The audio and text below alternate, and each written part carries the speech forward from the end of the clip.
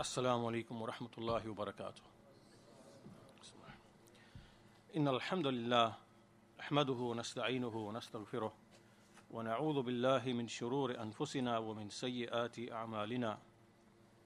من يهده الله فلا مضل له ومن يضلل فلا هادي له، وأشهد أن لا إله إلا الله وحده لا شريك له، وأشهد أن محمدا عبده ورسوله.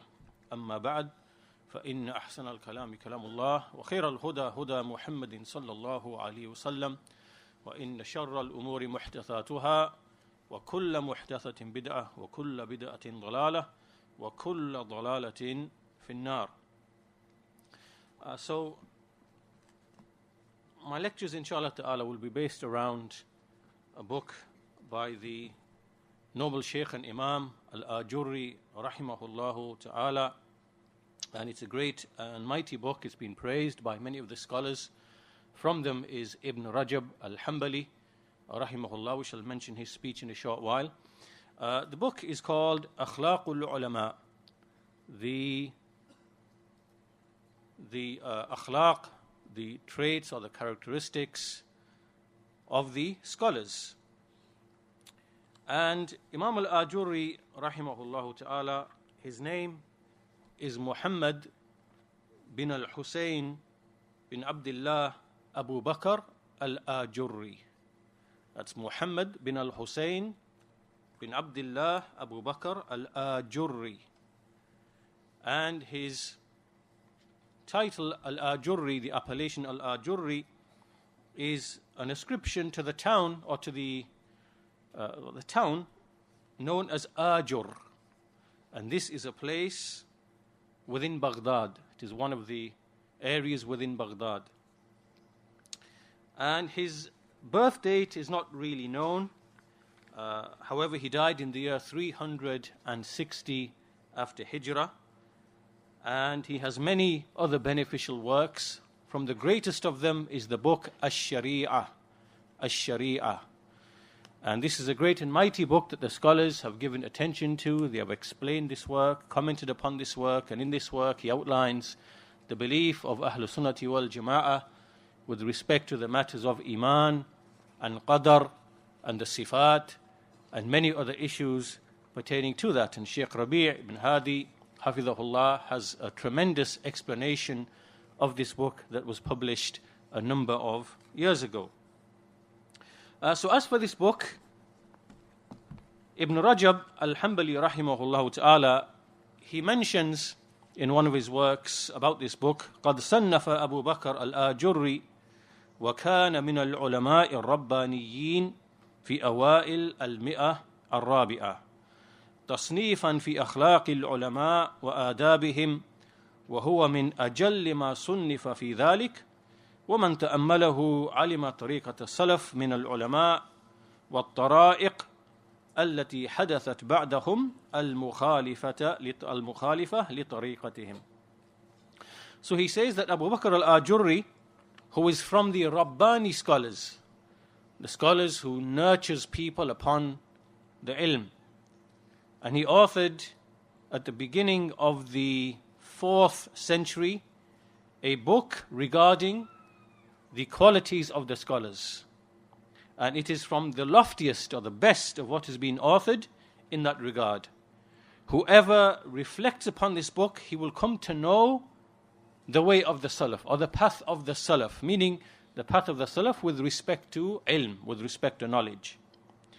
And likewise, he will come to know of the paths which took place or which came about after them, after the Salaf, which opposed their path, meaning that there were paths that people took with respect to knowledge that opposed the way of the Salaf. So in essence, this book is really an explanation of how the Salaf, how they were with respect to ilm and seeking ilm, and contrasting the righteous scholar, the scholar who acts with his knowledge, the scholar who is sincere, with those who are besides them. Meaning those who seek knowledge, they are not sincere, they seek it to dispute and argue, they seek it from other than its proper sources, and so on and so forth. So we just really want to read what the Shaykh has written because it is extremely beneficial. So I'll read the Arabic inshallah ta'ala and translate as we go along. And so the Shaykh begins with his isnad, or the isnad to the book, beginning in the name of Allah, وَلَا حَوْلَ وَلَا قُوَّةَ إِلَّا بِاللَّهِ, and then he begins, or the isnad to the book begins until we come to Al-Imam Al-Ajurri rahimahullah ta'ala. أنبأنا Abu Bakr Muhammad ibn al-Husayn Al-Ajurri bi-Makkah.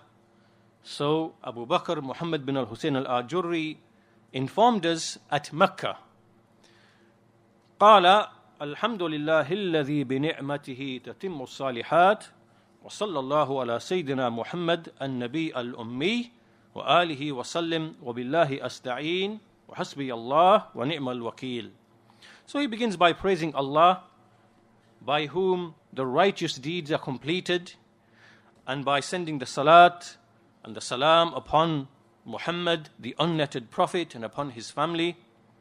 And with Allah do I seek aid, and sufficient is Allah for me, and what an excellent disposer of affairs. أما بعد فإن الله عز وجل وتقدست أسماؤه اختص من خلقه من أحب فهداهم للإيمان.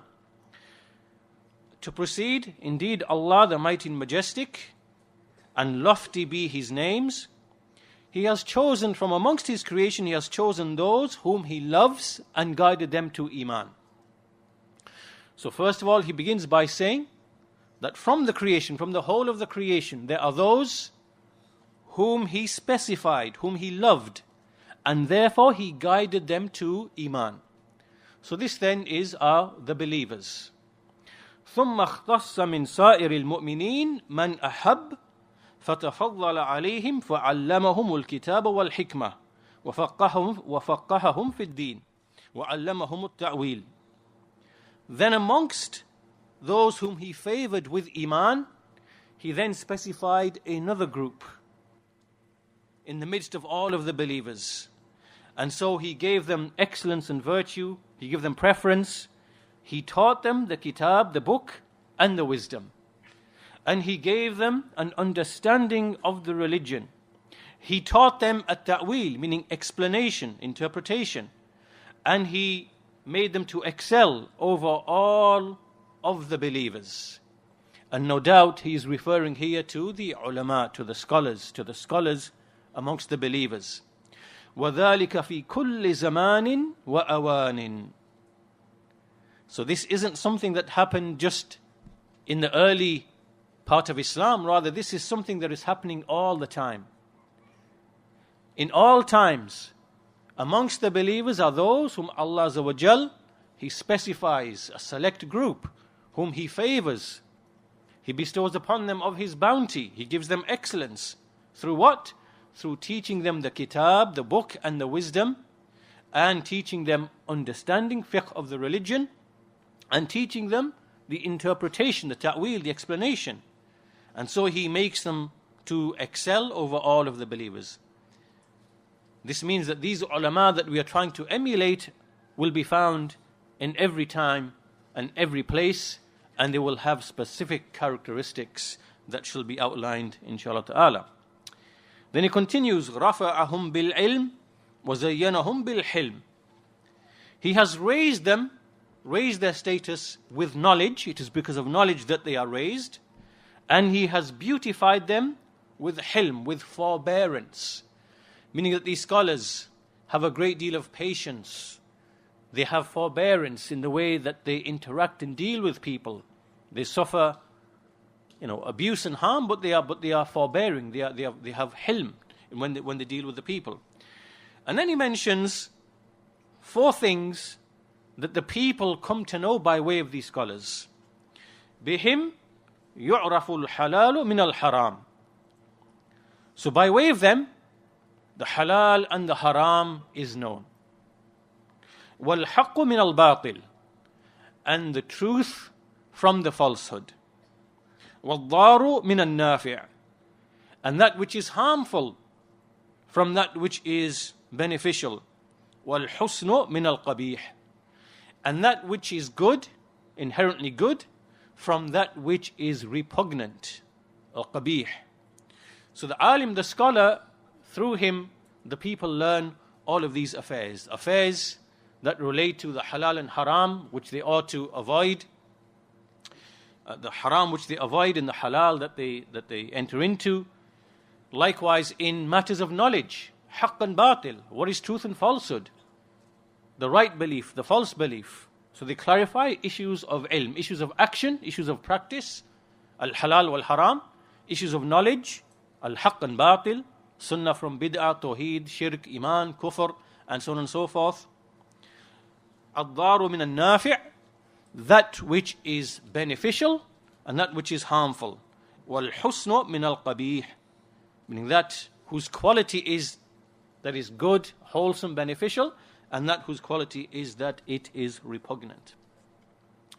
So after this he continues and says, فَضْلُهُمْ عَظِيمٌ, their virtue is mighty, their excellence is mighty. وَخَطَرُهُمْ جَزِيلٌ, their significance and importance is lofty. وَرَثَةُ الْأَنْبِيَاءِ, they are the inheritors of the prophets. وَقُرَّةُ عَيْنِ الْأَوْلِيَاءِ, and they are the pleasure of the eye of the awliya, of the pious friends of Allah.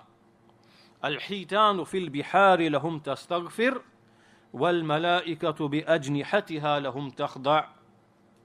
The fish in the ocean, they seek forgiveness for them, and the angels lower their wings for them. والعلماء في القيامة بعد الأنبياء تشفع, and likewise the scholars after the prophets on the day of judgment, they will intercede. مجالسهم تفيد الحكمة, sitting with them, or مجالسهم تفيد الحكمة, sitting with them, or the gatherings will bring benefit.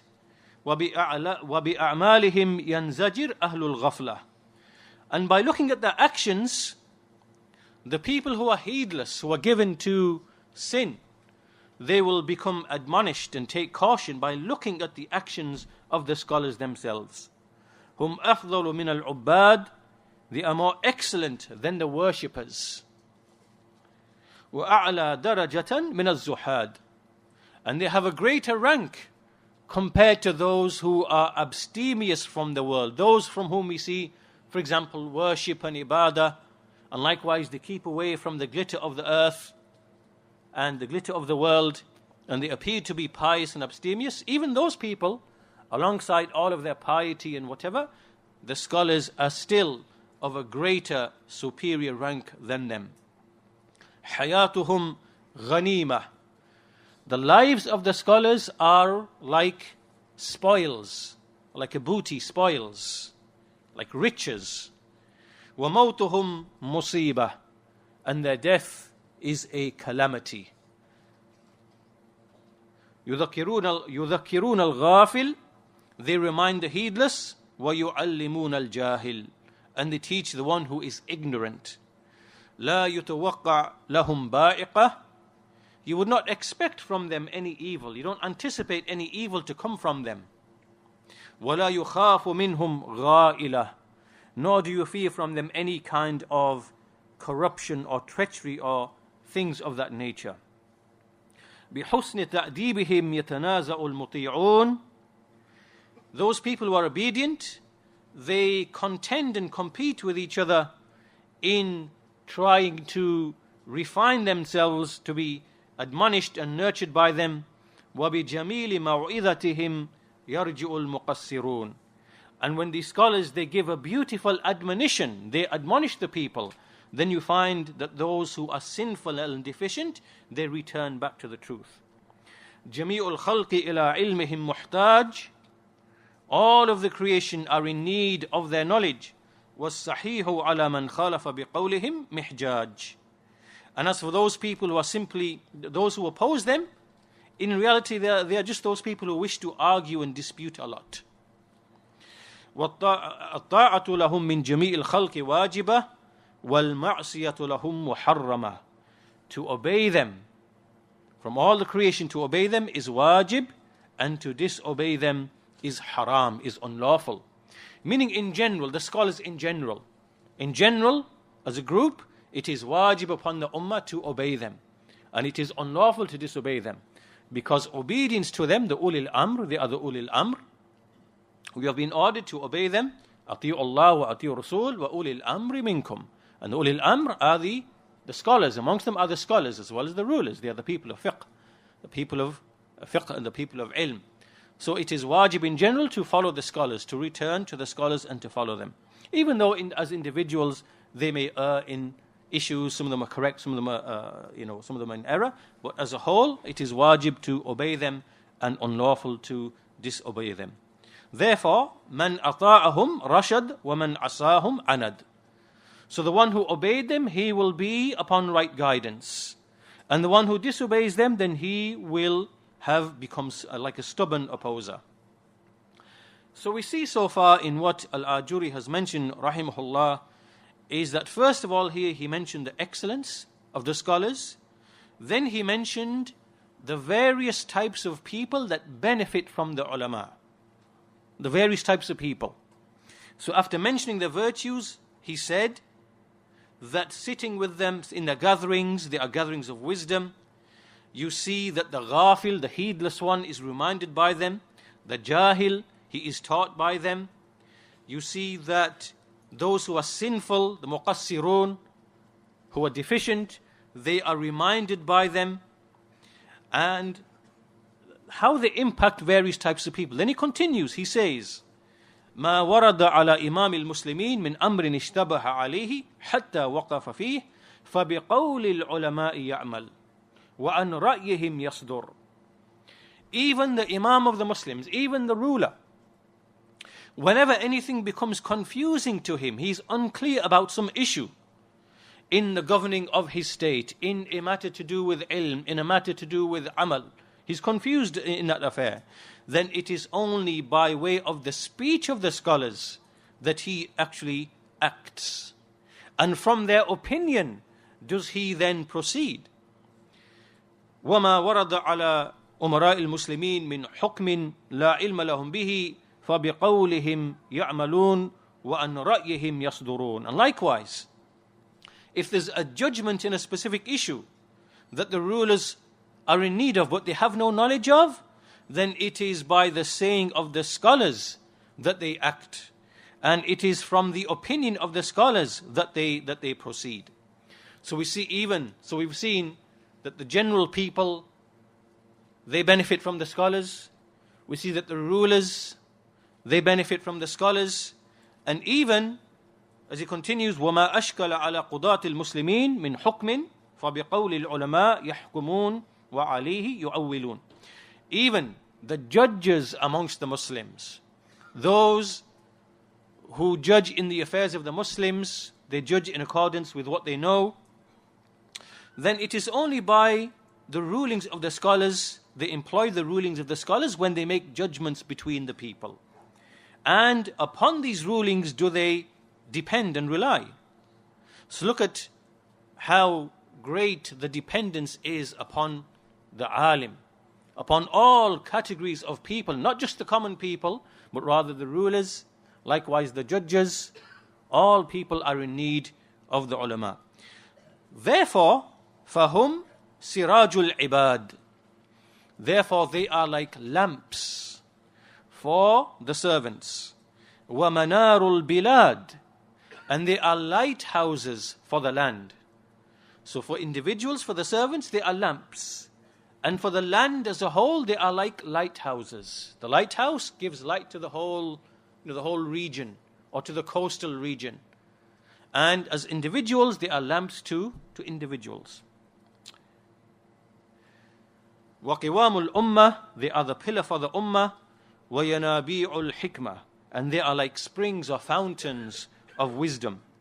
هُمْ غَيْظُ الشَّيْطَانِ. The shaitan is enraged by the scholars. بِهِمْ تُحْيَا قُلُوبُ أَهْلِ الْحَقِّ وَتَمُوتُ قُلُوبُ أَهْلِ الزَّيْغِ. By way of them, the hearts of the people of truth are given life, and the hearts of the people of deviation are caused to die. مثلهم في الأرض كمثل النجوم في السماء يحتدى بها في ظلمات البر والبحر. Their likeness upon the earth is like the likeness of the stars in the sky. They are guided, or people guide themselves by the stars in the darknesses in the land and the sea. And when a star becomes extinguished or blotted out, they become confused, meaning the people who used to guide themselves by way of the stars in navigation, if they did not know a star or couldn't see, they would become confused. And then when the darkness of the night would bring back the star, then they would, return, they would then be guided again. Thus is the likeness of the alim upon the earth. The people rely upon the ulama upon the earth to be guided. So at this point, in this introduction, you can see how Al-Ajurri rahimahullah ta'ala has explained the great status of the ulama and how this ummah depends upon them. And it's worthy that we stop here and just contemplate and compare between how the Muslim nation, how the scholars are in the Muslim nation compared to the scholars amongst the Yahud, amongst the Jews, and the scholars amongst the Nasara. If we reflect upon the scholars amongst the Yahud, you will see that they have an elitist mentality. The Yahud are the rabbis, the learned people. They are very elitist and they look down upon the common people. You will see them from their behavior is that a rabbi who is learned in the Torah, who studies the Torah, he's not allowed to sit with a common person. It is not befitting for a common person to come and sit with a rabbi. This is how they are with their common people. So they have an elitist mentality. They don't really want to, they see this knowledge as something that it gives you a special status and you can look down upon other people. And it is a privilege to have this knowledge. And so knowledge is really kept amongst an elite few, and the ignorant people are just misguided and misled because these people can judge whatever they want and say whatever they like. This is the reality of ilm and the ulama with the Yahud. And you see this from their history. And on the other side, when you look at the Nasara, the Christians, and you look at their history, you see that they have a different approach. Their scholars, they had the attitude that the common people, we don't really need to teach them. We just want our religion to spread. And so therefore we will leave them upon whatever beliefs and practices they are upon. This is how Christianity spread. When it spread in the Roman Empire, the Greek Empire, and across the Mediterranean, the scholars, many of them whom were actually pagans themselves, from amongst the Greeks, from amongst the Romans, from amongst the North African Mediterranean region, they simply said, they had the attitude that basically these people, look, they are engrossed in these festivals and these beliefs, these mystery religions they used to be upon. Let's just leave them upon this and accommodate and absorb that religion and just give it a Christian identity. And that's why the paganism of the Greeks and the Romans and the Mediterranean, people, all of that, you see it apparently in Christianity. This is what they are really following. They're not following the deen of Isa alayhi salam, which is Tawheed and observing, the law, the Sharia that they had. So on the one hand, the Yahud, they do not teach their people. Knowledge is something like a treasure amongst an elite few. And the Nasara, the Christians, there is no ilm. There is no knowledge. They have no ilm. Because they abandoned the book.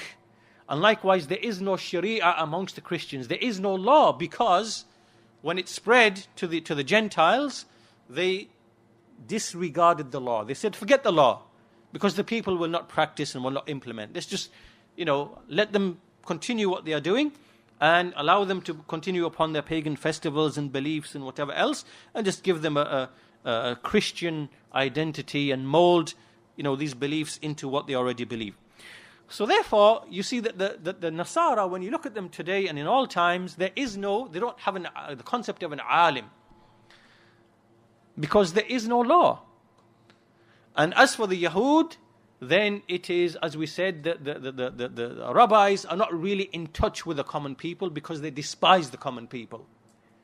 When you contrast that to the ulama, to the scholars within the Muslim nation, you see how the scholars have a completely different standing. And it is for this reason, for this very reason, that Islam will reach people in a way that the deen of the Yahud will not reach the people. And likewise, because the scholars of the Muslims, meaning those who from Ahlul Sunnah, those upon the way of the Salaf, you see likewise that because the truth is carried and conveyed, when non-Muslims, they come in and they interact with the Muslims and they understand and learn about Tawheed and they see the fitrah agrees with Tawheed, then naturally they will be inclined to this religion. So in a way, the point that we are making is that when you look at how Allah Azza wa Jal has chosen a specific group of people in every time to be from the people of knowledge and fiqh and hikmah, and how they behave with all groups of people, with the common people, with the scholar, with other scholars even, with the rulers, with the judges, and so on and so forth. You see that the ilm is something that in Islam it cannot be extinguished, because it is a deen of ilm and it is a deen of amal.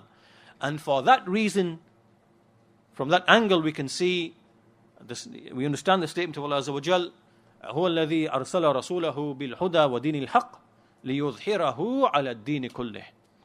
He is the one who sent his messenger with the huda, with guidance, and the true religion, din al-haq, which is ilm wal-amal, as the scholars explain, to make it uppermost over all other religions. It is by the very nature of this deen that it is built upon ilm and built upon amal, and that this ilm is not something that is hoarded amongst the common people.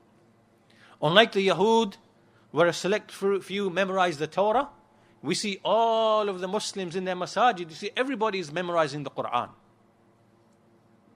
So ilm is not hoarded. And in contrast to the Nasara, where they have no ilm, they have no book, they have no law, they have nothing. And that's why their societies and their nations can be destroyed very easily by other beliefs, by other systems like socialism, communism. Their nations can be annihilated. Whereas the Muslims, what they have of ilm and amal, it is very, very resilient. And all of this is because of the ulama, the scholars who are the inheritors of the prophets, and they guide the people, and especially those who are upon the way and who make tamassuk to the kitab and the sunnah upon the way of the salaf. So, after this introduction, Al-Ajurri then, he says to the reader, he says, فَإِنْ قَالَ قَائِلٌ مَا دَلَّ عَلَى مَا قُلْتَ. If someone says, what is the evidence for what you've just said? What is the evidence for the points that you've just made? قِيلَ لَهُ الْكِتَابُ ثُمَّ السُّنَّةِ. It is said to him, the book and then the sunnah. فَإِنْ قَالَ فَاذْكُرْ مِنْهُمَا إِذَا سَمِعَهُ الْمُؤْمِنُ سارع في طلب العلم ورغب فيما رغبه الله عز وجل ورسوله صلى الله عليه وسلم. So if he then says, mention to us that which if a believer listens to it or hears it, he will race towards seeking knowledge, and he will be eager and have aspiration for that which Allah encouraged, Allah Azza wa Jal encouraged, and which His Messenger encouraged. It will then be said to him, قِيلَ لَهُ. It will then be said to him. So now he's going to give evidence from the Quran for everything he mentioned at the beginning, about the status of the scholars, how they benefit the people, how they are people of wisdom, and so on and so forth.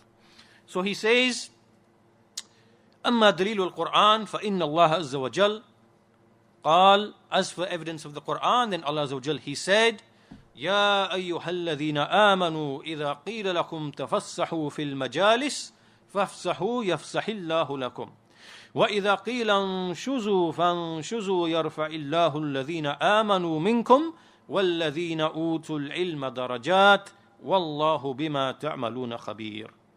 O you who believe, when it is said to you, make spacious the gathering, make space in the gathering, then make space in the gathering, Allah will in turn make space for you. And when it is said to you, rise from the gathering, then rise. This is speaking about the etiquettes of gathering and sittings. يَرْفَعِ اللَّهُ الَّذِينَ آمَنُوا مِنْكُمْ وَالَّذِينَ أُوتُوا الْعِلْمَ دَرَجَاتٍ. Allah will raise those who believe amongst you and those who have been given knowledge in ranks. وَاللَّهُ بِمَا تَعْمَلُونَ خَبِيرٌ. Allah is aware and informed of that which you do. Surah Al-Mujadilah, Surah 58, verse number 11. Al-Ajurri says, فَوَعَدَ اللَّهُ عَزَّ وَجَلَّ الْمُؤْمِنِينَ أَن يَرْفَعَهُمْ ثُمَّ خَصَّ الْعُلَمَاء مِنْهُمْ بِفَضْلِ الدَّرَجَاتِ. Allah Azza wa Jal, He mentioned, He promised to the believers that He will raise them. The believers will be raised in ranks. But then He specified the scholars in having more excellent ranks. وقال عز وجل إنما يخشى الله من عباده العلماء إن الله عزيز غفور. Those from Allah's servants fear Him truly, who are the scholars. Indeed, Allah is Aziz, He is mighty, and He is forgiving. So meaning that the khashya is something that is produced by ilm. It leads a person to have awe of Allah, awe of Allah Azza wa Jal. And a person whose ilm does not lead him to khashya, he doesn't find that he holds Allah in awe, then this person has not really truly benefited from his ilm. So this is the alim. The alim is the one whose knowledge actually produces within him khashya. فَأَعْلَمَ خَلْقَهُ أَنَّهُ إِنَّمَا يَخْشَاهُ الْعُلَمَاءُ بِهِ. So He informed His creation that the scholars, those who have knowledge of Him, are the ones who actually have khashya, have fear and awe of Him. وقال عز وجل يؤتي الحكمة من يشاء ومن يؤتى الحكمة فقد أوتي خيرا كثيرا وما يذكر إلا أولو الألباب. He gives wisdom to whomever He wills, and to whomever He gives wisdom, then he has been given a great amount of good. And only those possessing intelligence are those who remember and are reminded. This is Surah Al-Baqarah, Surah number 2, verse 269. And the previous verse was Surah Fatir, about khashya, the ulama and khashya, was Surah Fatir, Surah 35, verse number 28. وَقَالَ عَزَّ وَجَلَّ وَلَقَدْ آتَيْنَا لُقْمَانَ الْحِكْمَةِ. Indeed, we have given Luqman wisdom. Surah Luqman, Surah number 31, verse 12. And likewise he said, وَقَالَ عَزَّ وَجَلَّ وَلَكِنْ كُونُوا رَبَّانِيِّينَ بِمَا كُنْتُمْ تُعَلِّمُونَ الْكِتَابِ وَبِمَا كُنْتُمْ تَدْرُسُونَ. And be Rabbaniyin, meaning be those who nurture the people by way of what you have learned of the book and by way of that which you used to study. Surah Ali Imran, Surah 3, verse number 79. Likewise, وَقَالَ عَزَّ وَجَلَّ لَوْلَا يَنْهَاهُمُ الرَّبَّانِيُّونَ وَالْأَحْبَارُ عَنْ قَوْلِهِمُ الْإِثْمِ. This is speaking about the Yahud. That if only the Rabbaniyun, like their priests and their rabbis, if only they had prevented and prohibited those who were amongst them from the sinful words that they would say.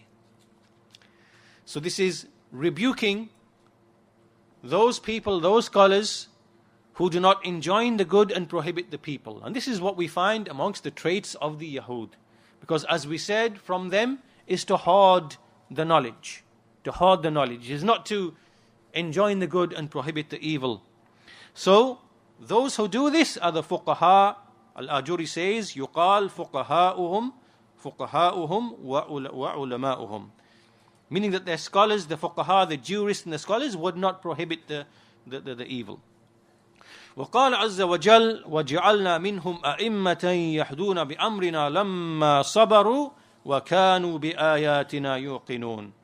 And we made them to be imams, leaders, who guide by our command when they showed patience and had certainty in our signs. Surah Al-Sajdah, Surah 32, verse number 24. And the previous ayah was Surah Al-Ma'idah, Surah 5, verse number 63. 5, verse 63.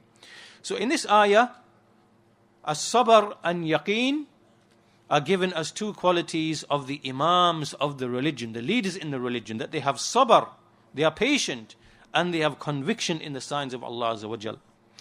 And likewise, the final ayah mentioned by Al-Ajurri is a passage in Surah Al-Furqan, towards the end of the surah, in which Allah Azza wa Jal, He mentions many of the traits and the qualities of the Ibadur Rahman, the slaves of Allah. But here Al-Ajurri is using this passage to indicate the qualities of the scholars, because the scholars first and foremost are from the slaves of Allah Azza wa Jal.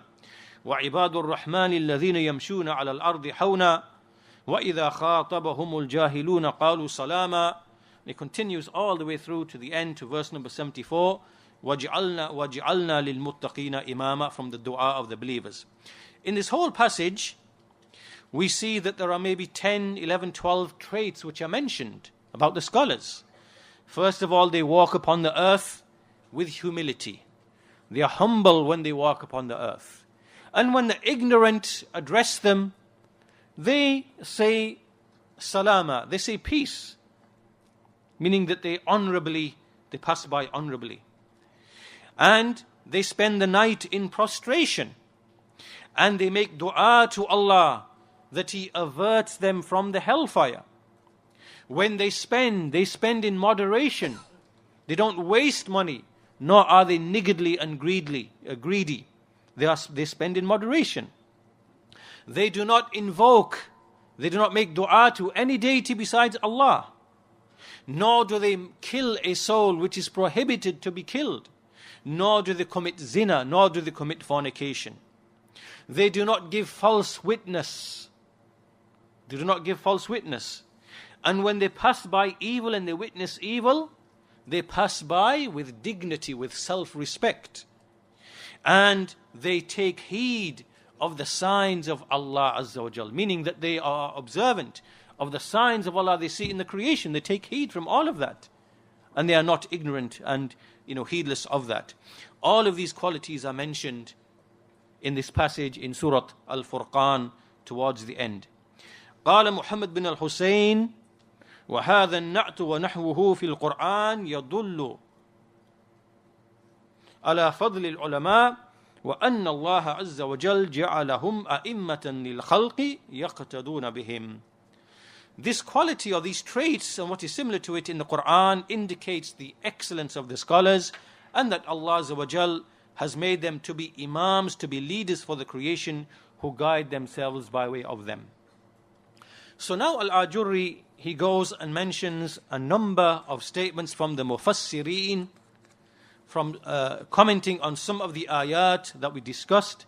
So from them is the statement of Allah Azza wa Jal, يُعْطِي الْحِكْمَةَ مَنْ يَشَاءُ, that Allah gives wisdom to whomever He wills. Mujahid, rahimahullah ta'ala, he said, Al-ilm wal-fiqh. Al-ilm wal-fiqh. What is this wisdom? It is ilm and fiqh. It is knowledge and understanding, the jurisprudence, the understanding of the rules and the laws and the regulations and of the creed and so on and so forth. Al-ilm wal-fiqh. And likewise he brings with his isnad, also from Mujahid, and this time this ayah is in relation to Yusuf alayhi salam. آتَيْنَاهُ حُكْمًا وَعِلْمًا. And so Mujahid says, Al-fiqhu wal-aql wal-ilm.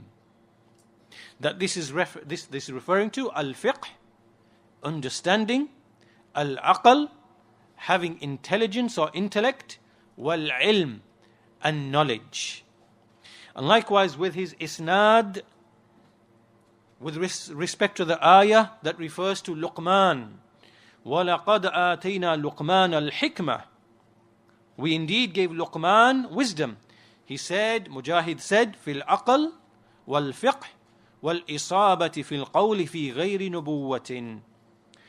Meaning that we gave him wisdom with respect to aql, with respect to intellect, and fiqh, meaning understanding, and being correct in speech, but besides that of prophethood. Meaning that not like prophethood, where the prophet is always correct in his speech, and that he's correct because he's a prophet, but rather correctness in speech with a status less than that of a prophet. So we see from these narrations that Al-Ajurri is alluding that the scholars have something. They have ilm, they have fiqh, but they also have aql. They have wisdom, which is knowledge and fiqh, but they also have intelligence, they have intellect. Which is why when you look, and this means that there can be people with ilm, they don't have aql. So think about this. You can have ilm, you can memorize ilm, you can also understand ilm, you can have fiqh of ilm, you can understand ilm. But then there's another level on top of that, which is that you have aql, you have intelligence. And that is demonstrated in the fact how you apply that ilm, how you convey that ilm, how you take account of the benefits and the harms and the situation of the people, and so on and so forth. So when you look at the scholars, you look at Shaykh Ibn Baz, rahimahullah ta'ala, Shaykh Al-Albani, rahimahullah ta'ala, and you look at even before them, all the scholars, Ibn Taymiyyah, Imam Ahmad, you see many situations where you see that they have a very sharp, superior intellect, and that they give rulings in certain situations that shows their fiqh and their aql as well. Like for example, when those people came to Imam Ahmad and said that the rulers are killing the people, they are slaughtering the people on this issue of the Quran, why don't we rebel against them? And so on and so forth. And he advised against it because he said, ad-dima, the blood, wanted to save the bloodshed. To give rulings like this requires al-ilm wal-fiqh wal-aql, intelligence. And you will see this throughout the lives of these scholars when you study them, and you find that the great and tremendous situations in which they gave fatwa, they gave rulings. Likewise, the modern scholars today, Shaykh Rabi', Shaykh Ubaid, and Shaykh Ibn Baz, Shaykh Albani, in the nawazil, in the affairs that befall the Muslims and how they use, ilm and fiqh and aql. And this contrasts with those people who are other than them, who are besides them. Right? So the point being that it is ilm and fiqh and aql as well. And this shows that amongst the people can be those who memorize, they can grasp what they are memorizing, but they are actually foolish. They have no aql when it comes to now applying this ilm. They have no aql. They are foolish people. You see these people, in our lands, you see people like, examples we mentioned before, you have these fools like this Abdurrahman Hassan and Abu Taymiyyah Jilani. These are people who memorize. They memorize. Then they present themselves as scholars in front of the people. They have, the Mac open in front of them and the books open in front of them. It's easy to give shuruh, explanations from books which are already there. But when their knowledge is tested, when it comes, there are issues in which you can clearly see that these people have no fiqh, nor do they have aql. So by way of example, the issue when this fool began to claim that the Messenger of Allah ﷺ, he praised the Khawarij. Because he said to the companions, you will belittle your prayer next to theirs. You will belittle your fasting next to theirs. You will belittle your recitation next to theirs. How is this not a praise, ya akhi? As he said. He was addressing Abu Khadija. And then when he was corrected and told that what you are saying is batil, he persisted and persisted and persisted, trying to argue at every step, up until 5 or 6 statements from the scholars came saying that this man is a jahil, he is a donkey, he should not be teaching, he should not be this. And then he made a show of making tawbah, and yes, I make ruju, and then, applauding himself and lauding himself because he's now returned to the truth. Right? Not everyone who has ilm and has something of fiqh also has aql with him. Right? So this is the point that we see, that from these ayat, the scholars are people of ilm and fiqh and aql.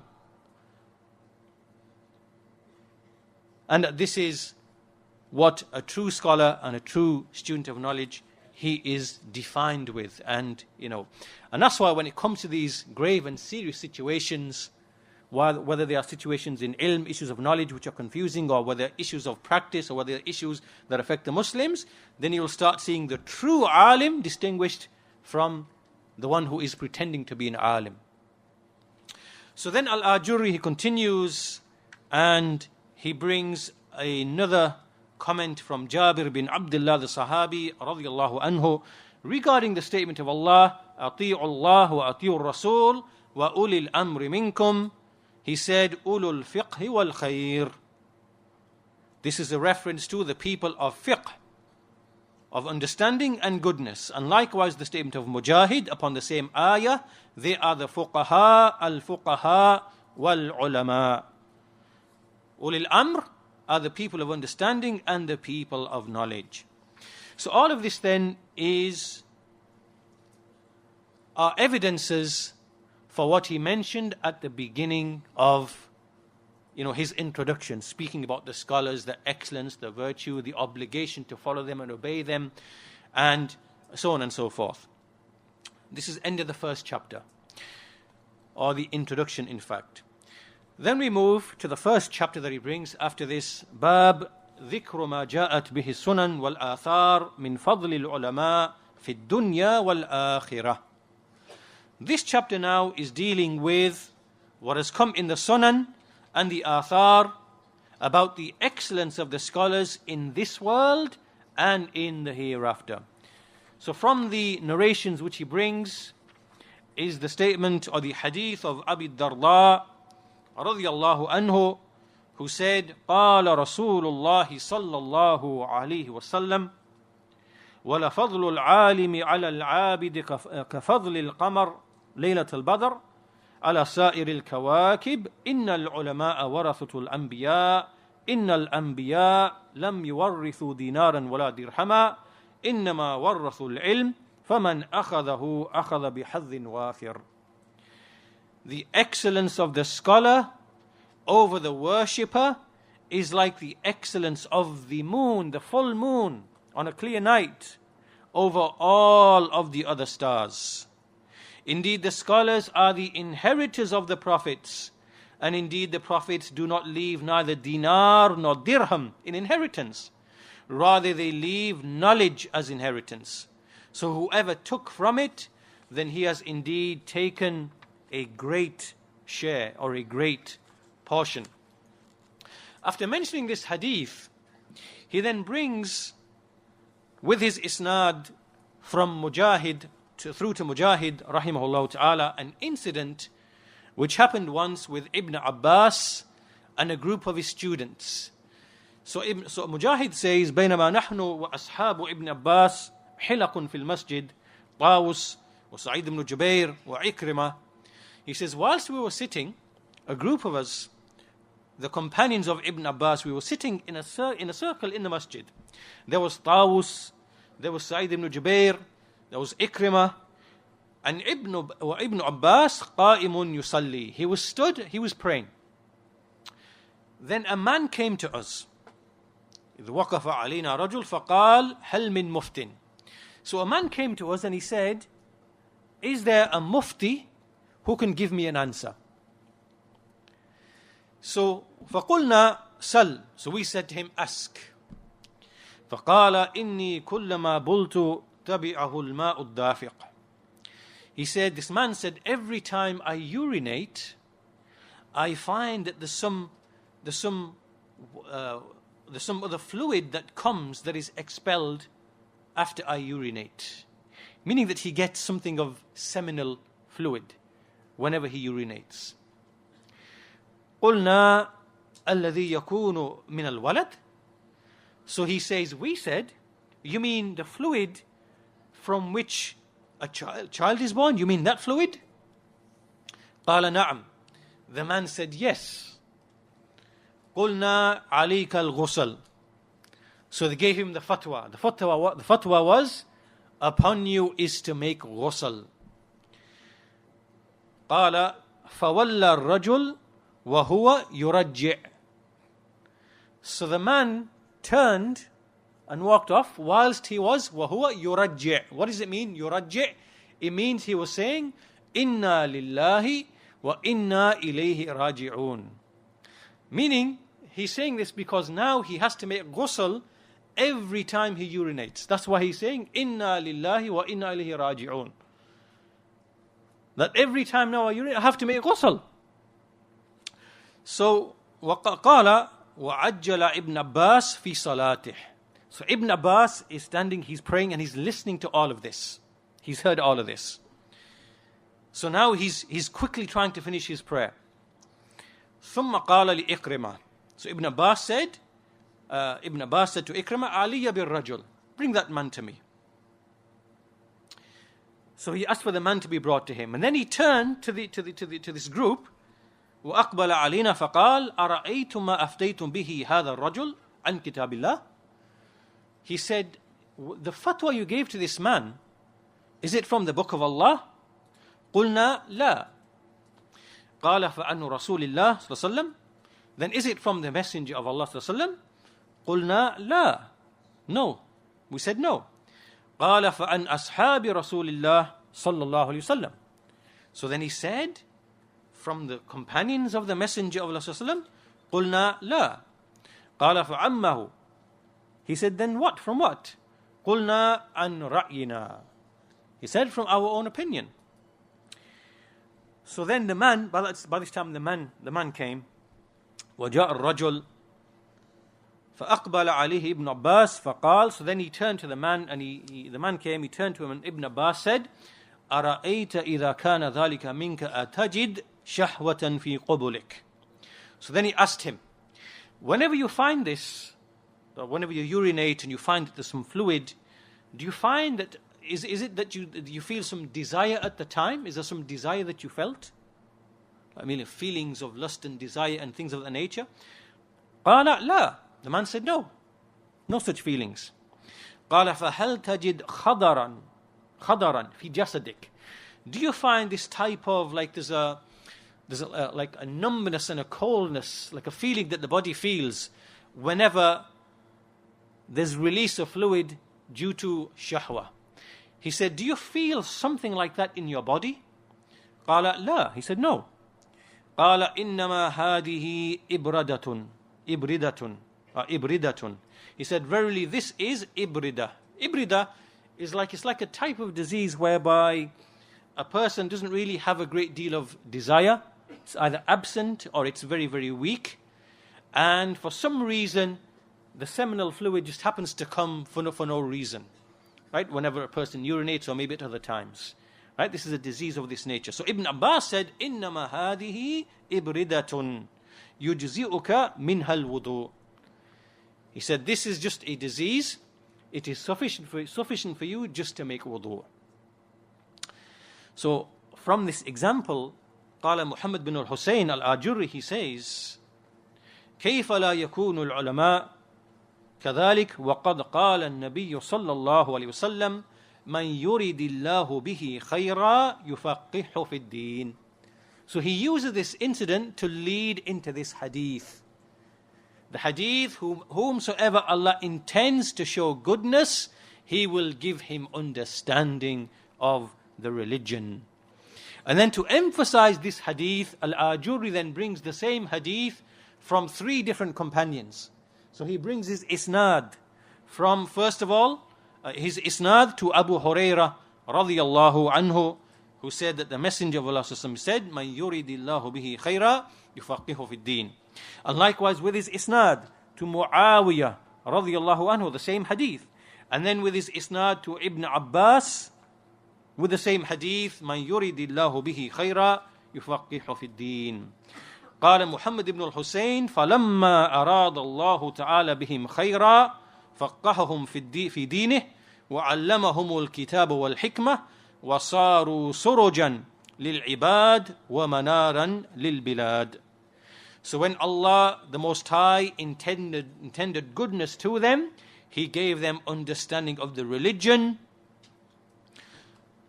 of His religion. He taught them the book and the wisdom, and they became lamps for the servants and lighthouses for the lands.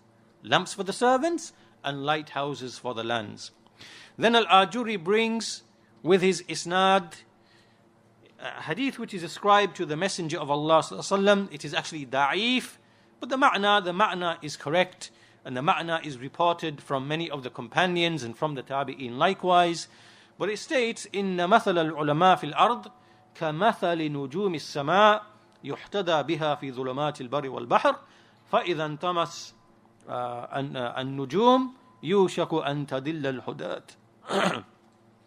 And likewise he brings a statement of Abu Darda through Al-Hasan al-Basri, مثل العلماء في الناس كمثل النجوم في السماء يحتدى بها.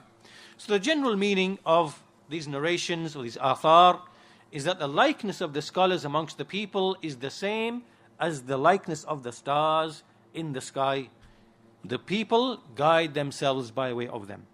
And while we are upon these narrations, we find that some of the scholars like Ibn Rajab al-Hanbali and likewise Ibn al-Qayyim, in some of their works, they comment upon this parable and they explain that just as the stars, we know the stars have three functions.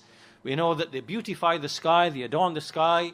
Likewise, people guide themselves upon the earth, upon the oceans by way of them. And likewise, they are used to attack the shayateen or the devils. So in a similar manner, on the earth, the scholars play the same role. So first of all, the scholars, they clarify the truth from the falsehood, and they basically extinguish the falsehood of the people of bid'ah, the people of, the people of misguidance. So just like the stars hurled at the shayateen, and likewise the knowledge, the refutations of the scholars, they are hurled at the people of deviation and misguidance. Likewise, they guide the people. They guide the people, so they teach them, they guide them in their religion, they guide them to Tawheed and the Sunnah and obedience and righteousness and piety. So they are guides for the people in that respect. And finally, they are the beautification of the earth. So the beautification upon the earth is the alim. This is the beautification as we mentioned before. A person might want to go and see the great wonders of the world, the seven wonders, the landscapes, the waterfalls, the scenery, the greenery, the pastures, the this, the that, and watch all the David Attenborough films and everything. This is not the beautification of the earth. The beautification of the earth is the alim. The alim from Ahl Sunnah. You will not see anything more beautiful upon the ard than an alim upon the Sunnah, upon the way of the Salaf. To see an alim like this is pleasure. This is pleasure. So after this, Al-Ajurri then brings another statement from Abu Darda radiyallahu ta'ala anhu with his isnad, and he states that Salman al-Farsi stated, Salman al-Farsi, he wrote to Abu Darda. Salman al-Farsi, he wrote some advice to Abu Darda. He said, أن العلم كالينابيع يغشى الناس ويختلجه هذا وهذا. Knowledge is like many springs and fountains. It is something that covers all of the people. You see that every person, he will come and he will drink from the fountain. So knowledge is like fountains which are many amongst the people. Every person can come, he can take his fill. Right? It's for everybody. Each person can come and take his fill. Knowledge is like that. فَيَنْفَعُ اللَّهُ بِهِ غَيْرَ وَاحِدٍ. So Allah benefits by knowledge more than one person. Just like the fountains and the springs, everybody benefits from these springs and fountains. وَإِنَّ حِكْمَةً لَا يُتَكَلَّمُ بِهَا كَجَسَدٍ لَا رُوحُ فِيهِ. Indeed, wisdom which a person does not speak with is like a body which has no soul. If you have wisdom and it is not spoken, it's not delivered to the people, this is like a body without a soul. وَإِنَّ عِلْمًا لَا يُخْرَجْ كَكَنْزٍ لَا يُنْفَقْ. Knowledge which is not brought out, meaning for the people, is like a treasure from which nothing is spent. وَإِنَّ مَثَلُ الْمُعَلِّمِ كَمَثَلِ رَجُلٍ حَمَلَ سِرَاجًا فِي طَرِيقٍ مُظْلِمٍ يَسْتَضِيءُ بِهِ مَنْ مَرَّ بِهِ. And indeed, the likeness of a teacher is like a man who carries a lamp in the path by which the people are able to see those who walk past him. وَكُلٌّ يَدْعُو إِلَى الْخَيْرِ. And all people, they pass or they invite to goodness. So this brings us nicely to the statement of Muhammad bin al-Husayn al-Ajurri, commenting upon everything which has proceeded from these evidences, the evidences of the excellence of the people of knowledge, their fiqh, and how they guide the people. He says, فَمَا ظَنُّكُمْ رَحِمَكُمُ اللَّهِ بِطَرِيقٍ فِيهِ آفَاتٌ كَثِيرَةٌ وَيَحْتَاجُ النَّاسِ إِلَى سُلُوكِهِ فِي لَيْلَةٍ ظَلْمَاءٍ فَإِن لَمْ يَكُنْ فِيهِ ضَيَاءٌ وَإِلَّا تَحَيَّرُوا فَقَيَّضَ اللَّهُ لَهُمْ فِيهِ مَصَابِيحَ تُضِيءُ لَهُمْ فَسَلَكُوهُ عَلَى السَّلَامَةِ وَالْعَافِيَةِ. So he says, what do you think then, may Allah have mercy upon you, about a path in which there are many afat, meaning there are many potential harms on this path, and the people are in need of passing upon this path during a dark night. There is no light upon this path, so they would be confused. And then we find that Allah Azza wa Jal has given and specified for them lamps along this path, so they are able to traverse this path with safety, with being secure and safe.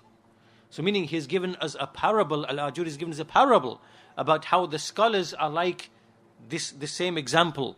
A harmful path, the darkness of night, no lamps at all. How do you think the people are going to pass by this path without being harmed?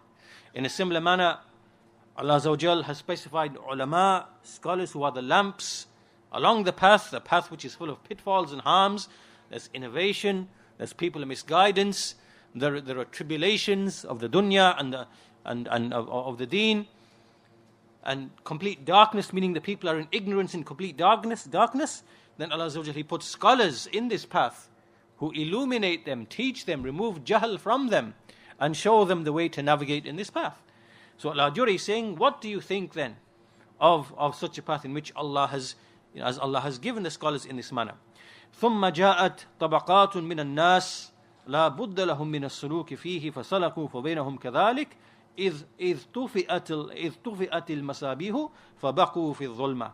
What do you think then if, when a people began to traverse this path, when all of a sudden the lamps were taken away, all of a sudden, and they are now in darkness and they remain in darkness, what do you then think about this? What you think about this situation? He says, هَكَذَا الْعُلَمَاء فِي النَّاسِ. This is how the scholars are amongst the people. So just as you would think about the situation where there's a path full of harms and lights have been placed, and all of a sudden at once they're just raised and gone. Complete darkness now. On this path there are thieves and robbers. There are animals of prey, scorpions, lions, predatory things like this. And all of a sudden, complete and utter darkness. What do you think of that situation? So he's trying to draw our attention to the fact that if Allah Azza wa Jal was to remove the scholars and the people are left in ignorance and darkness in that respect, what do you think? This is how the scholars are amongst the people. Many people لا يعلم كثير من الناس كيف آداء الفرائض ولا كيف اجتناب المحارم ولا كيف يعبد الله في جميع ما يعبده به خلقه إلا ببقاء العلماء. The people do not know how to fulfill their obligations, not how to keep away from the unlawful things, nor how to worship Allah in all the affairs in the way that they ought to worship Him. They will not know this except by way of the scholars. فَإِذَا مَاتَ الْعُلَمَاء تَحَيَّرُ النَّاسِ. When the scholars pass away, the people become confused. وَدَرَسَ الْعِلْمُ بِمَوْتِهِمْ. Knowledge then recedes by their death. وَظَهَرَ الْجَهْلُ. Ignorance becomes widespread. فَإِنَّا لِلَّهِ وَإِنَّا إِلَيْهِ رَاجِعُونَ مُصِيبَةٌ مَا أَعْظَمَهَا عَلَى الْمُسْلِمِينَ. So he says, to Allah we belong, to Him shall we return. What a great mighty calamity it is upon the Muslimin. So inshallah we'll stop at this point, and in the next lesson tomorrow inshallah ta'ala we will start looking at the texts which speak about the loss of the scholars, the ahadith which speak about the calamity of the scholars disappearing, how they disappear, and following on from that the excellence and the virtue of seeking knowledge, And then after that, we will then look, inshallah ta'ala, at the adab, the awsaf and the adab of the alim and the seeker of ilm, the seeker of knowledge. And that is a really beneficial passage, inshallah ta'ala. So with that, we conclude. نحمده ونستعينه ونستغفره ونعوذ بالله من شرور أنفسنا ومن سيئات أعمالنا من يهده الله فلا مضل له ومن يضلل فلا هادي له وأشهد أن لا إله إلا الله وحده لا شريك له وأشهد أن محمدا عبده ورسوله أما بعد فإن أحسن الكلام كلام الله وخير الهدى هدى محمد صلى الله عليه وسلم وإن شر الأمور محدثاتها وكل محدثة بدعة وكل بدعة ضلالة وكل ضلالة في النار. So in the first lesson yesterday, we got through the introduction of Imam Al-Ajurri rahimahullah ta'ala, and in this introduction we established that Allah Azza wa Jal, after favoring some from His creation with Iman, He then favored others amongst them and made them to be people of knowledge, people of wisdom, people of fiqh, people of ta'wil, people of explanation, interpretation. And these people, He raised them and He made them to be those who explain the halal and the haram, the haqq and the batil, that which is beneficial, that which is harmful, that which is wholesome good, and that which is repugnant and evil. He also explained how the scholars have a lofty position in the sense that all types of people, whether the common person, whether the ruler, whether the judge who judges amongst the people, all of them are in need of the scholars. And so the scholars are really a truly important group of people in the well-being of the whole of the Muslim nation. Then he went on to mention many of the evidences in the Quran, ayat in the Quran that speak about the virtues of the scholars, the obligations of the scholars, and some of their qualities and traits. And he went on to focus on a number of ayat that mention hikmah in the Quran, wisdom. Luqman was given wisdom. Yusuf alayhi salam was given wisdom. Allah gives wisdom to whomever He wills. And that this wisdom is explained by Mujahid as entailing fiqh, understanding, al-aql, intellect, and likewise al-ilm, knowledge. After mentioning these citations from Mujahid, he then established that the ulil amr, those who are the people of authority, that they are the fuqaha and the ulama, the jurists and the people of knowledge. And this was his introduction to the book. After that, we moved on to the first chapter, which is to do with a mention of the virtues and the excellence of the scholars in this life and the next, from the sunan and the athar. And so in that respect, we read from the hadith of Abi Darda, from the Messenger of Allah sallallahu about the excellence of the scholar over the worshipper. It is like the moon, the full moon, on a clear night. And that the scholars are the inheritors of the prophets, and the prophets do not leave neither dinar nor dirham, rather they leave knowledge. So whoever takes from that knowledge has taken a great share indeed. He then gave the incident of Ibn Abbas and some of his students in the masjid, whereby Ibn Abbas was praying and some students were sat there, his students, Ikrimah, Sa'id ibn Jubair, Tawus, and a man came and asked about an issue to do with a problem he had. Whenever he urinated, there would be some fluid that would come afterwards. So they basically gave him a fatwa. They said, basically, you have to repeat ghusl every single time. And so Ibn Abbas, hearing what they had said, he hastened his prayer, he called the man back, and as the man was coming back, he said to the students, his students, did you speak on the basis of the Quran, or the Sunnah, or saying of the Sahaba? And they negated each time, and they said, rather we spoke on the basis of our opinion. And so then he turned to the man, and he basically asked him a number of questions.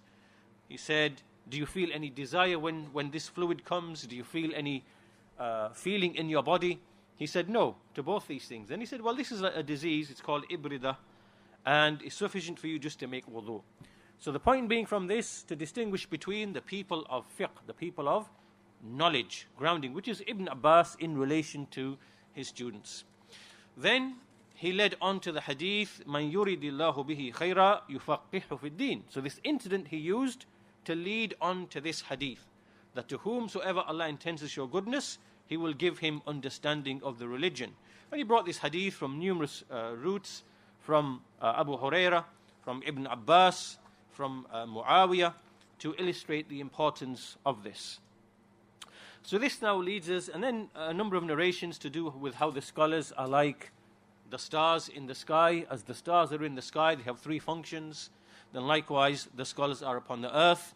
They guide the people, they repel falsehood, and they are a beautification upon the earth. So this now leads us to today's lesson. And Al-Ajurri, rahimahullah ta'ala, he then moves into the issue of the loss of the scholars. The loss of the scholars. And by way of this, he intends to explain, again, the great position and the excellence of the scholars. So he brings with his isnad to Ka'ab al-Ahbar, who said, "Alaykum bil-ilm qabla an yadhhab." Upon you is knowledge, to seek knowledge before it goes, before it disappears. فَإِنَّ ذَهَابَ الْعِلْمِ مَوْتُ أَهْلِهِ. For indeed the disappearance of knowledge is with the death of its people. مَوْتُ الْعَالِمِ نَجْمٌ طُمِسٌ. The death of the scholar is like a star which has been extinguished. It disappears. مَوْتُ الْعَالِمِ كَسْرٌ لَا يُجْبَرُ. The death of a scholar is like some damage, something that breaks and it can't be repaired. وَثُلْمَةٌ لَا تُسَدْ.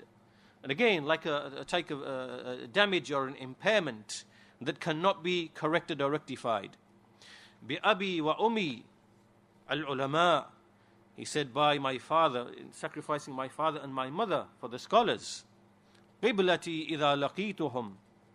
They are my qibla when I meet them. وَضَالَّتِي إِذَا لَمْ أَلْقَهُمْ. And they are like a lost item to me when I do not meet them. لَا خَيْرَ فِي النَّاسِ إِلَّا بِهِمْ. There is no goodness for the people except by way of them. So then he moves on to the hadith of Abdullah bin Amr bin al-As radiyallahu anhu, who said, سمعت رسول الله صلى الله عليه وسلم يقول إن الله لا يقبض العلم انتزاعا إنما يقبض العلماء. Indeed, Allah does not remove knowledge by snatching it away, but rather He takes away the scholars. حتى إذا لم يبق عالم اتخذ الناس رؤوسا جحالا. Then when there is no scholar left, the people take ignorant ones as their leaders. فَسُئِلُوا فَأَفْتَوْا بِغَيْرِ عِلْمٍ فَضَلُّوا وَأَضَلُّوا. So then they are asked by the people, and they start giving verdicts upon other than knowledge. And so they are astray, and they lead other people astray. And likewise, through another route from Aisha radiyallahu anha, أنها قالت قال رسول الله صلى الله عليه وسلم إن الله لا ينزع العلم من الناس بعد أن يؤتيهم إياه ولكنه يذهب بالعلماء فكلما ذهب بعالم ذهب بما معه من العلم حتى يبقى من لا يعلم فيضلون.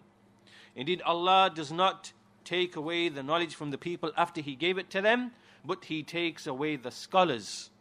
And every time He takes away a scholar, some knowledge, the knowledge which is with him, goes, until there remains no one who has knowledge, or those who have no knowledge, and then they go astray. And likewise, he brings the statement of Ibn Mas'ud with his isnad, who said, radiyallahu anhu, he asked the question, هل تدرون كيف ينقص الإسلام? Do you know how Islam diminishes? How Islam recedes and diminishes?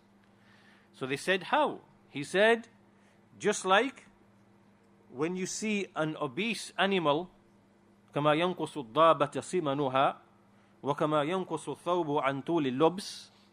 Just like you see, for example, an obese animal, which causes it to, over time, to lose its its obesity causes it to waste away, basically. It makes it disadvantaged.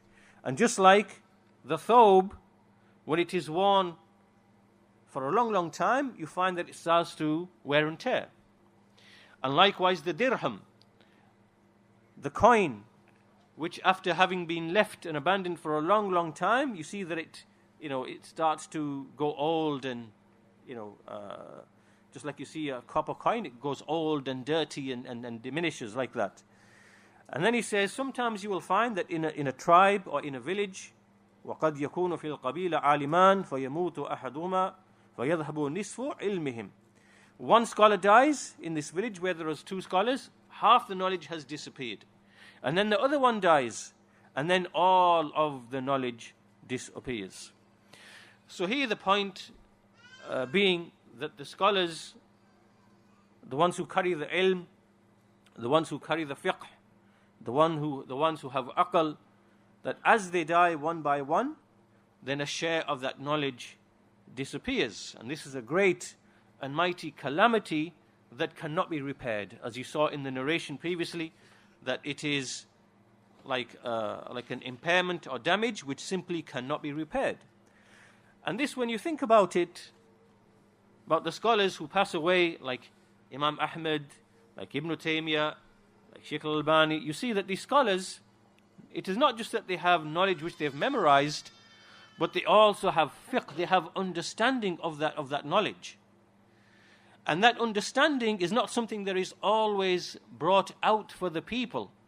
These scholars, every time they meet someone, they are asked questions, they give fatwa. It's only in those situations where the fahm, the understanding that they have and the fiqh that they have, it is brought out for the people. But there remains with them a tremendous amount of fiqh and fahm, of the knowledge that they possess, which hasn't yet been brought out. And so when they die and they pass away, that fiqh disappears with them. And nobody else has that fiqh with them. And so knowledge is lost in that respect. It's not that what they've memorized disappears. It's not that the ahadith disappear or the athar disappear. It is the fiqh that they carry with them that disappears. So every time an alim passes away, for example, Shaykh Muhammad Aman al-Jami passes away, a tremendous amount of fiqh has disappeared with him, which would have been brought out if he remained alive and again faced people, taught, gave fatwa, explained things in his style of explaining. That fiqh has now disappeared. And so the same with every type of alim who specializes in something amongst the sciences. So this is why you see in these narrations that it is an impairment or damage that can never ever be repaired. It can never be repaired. And so this emphasizes the issue of seeking ilm. Seek ilm before its people disappear, because that ilm will be lost. Then he brings some poetry from Ali bin Abi Talib radiyallahu anhu. كلام الحكيم حياة القلوب كوبل السماء غياث الأمم. The speech of a wise person is life to the hearts. Just like the rain from the sky, it is nourishment for the nations. فنطق الحكيم جلاء الظلام وصمت الحكيم وعاء الحكم. So when a wise person, he speaks, meaning he speaks with his wisdom and he offers it to the people, then this is something that illuminates the darkness. But when the hakim, when he's silent, then it is just simply keeping hold of all of the hikam, the wisdoms to himself, like keeping them in a container.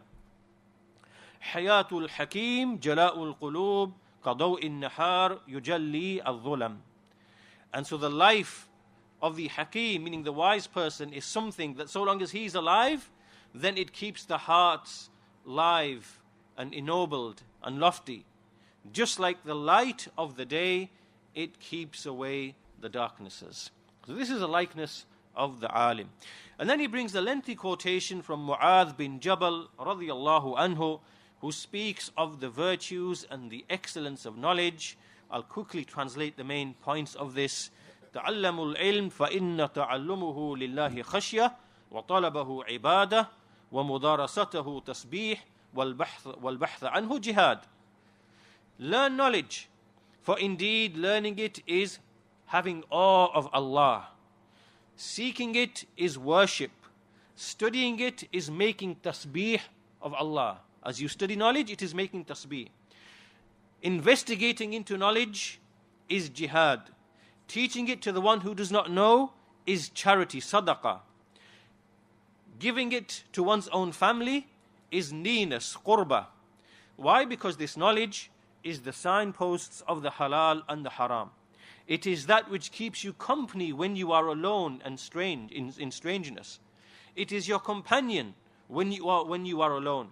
It is that which guides you in times of happiness or in times of ease, in times of hardship. It is something that beautifies you amongst your friends and companions.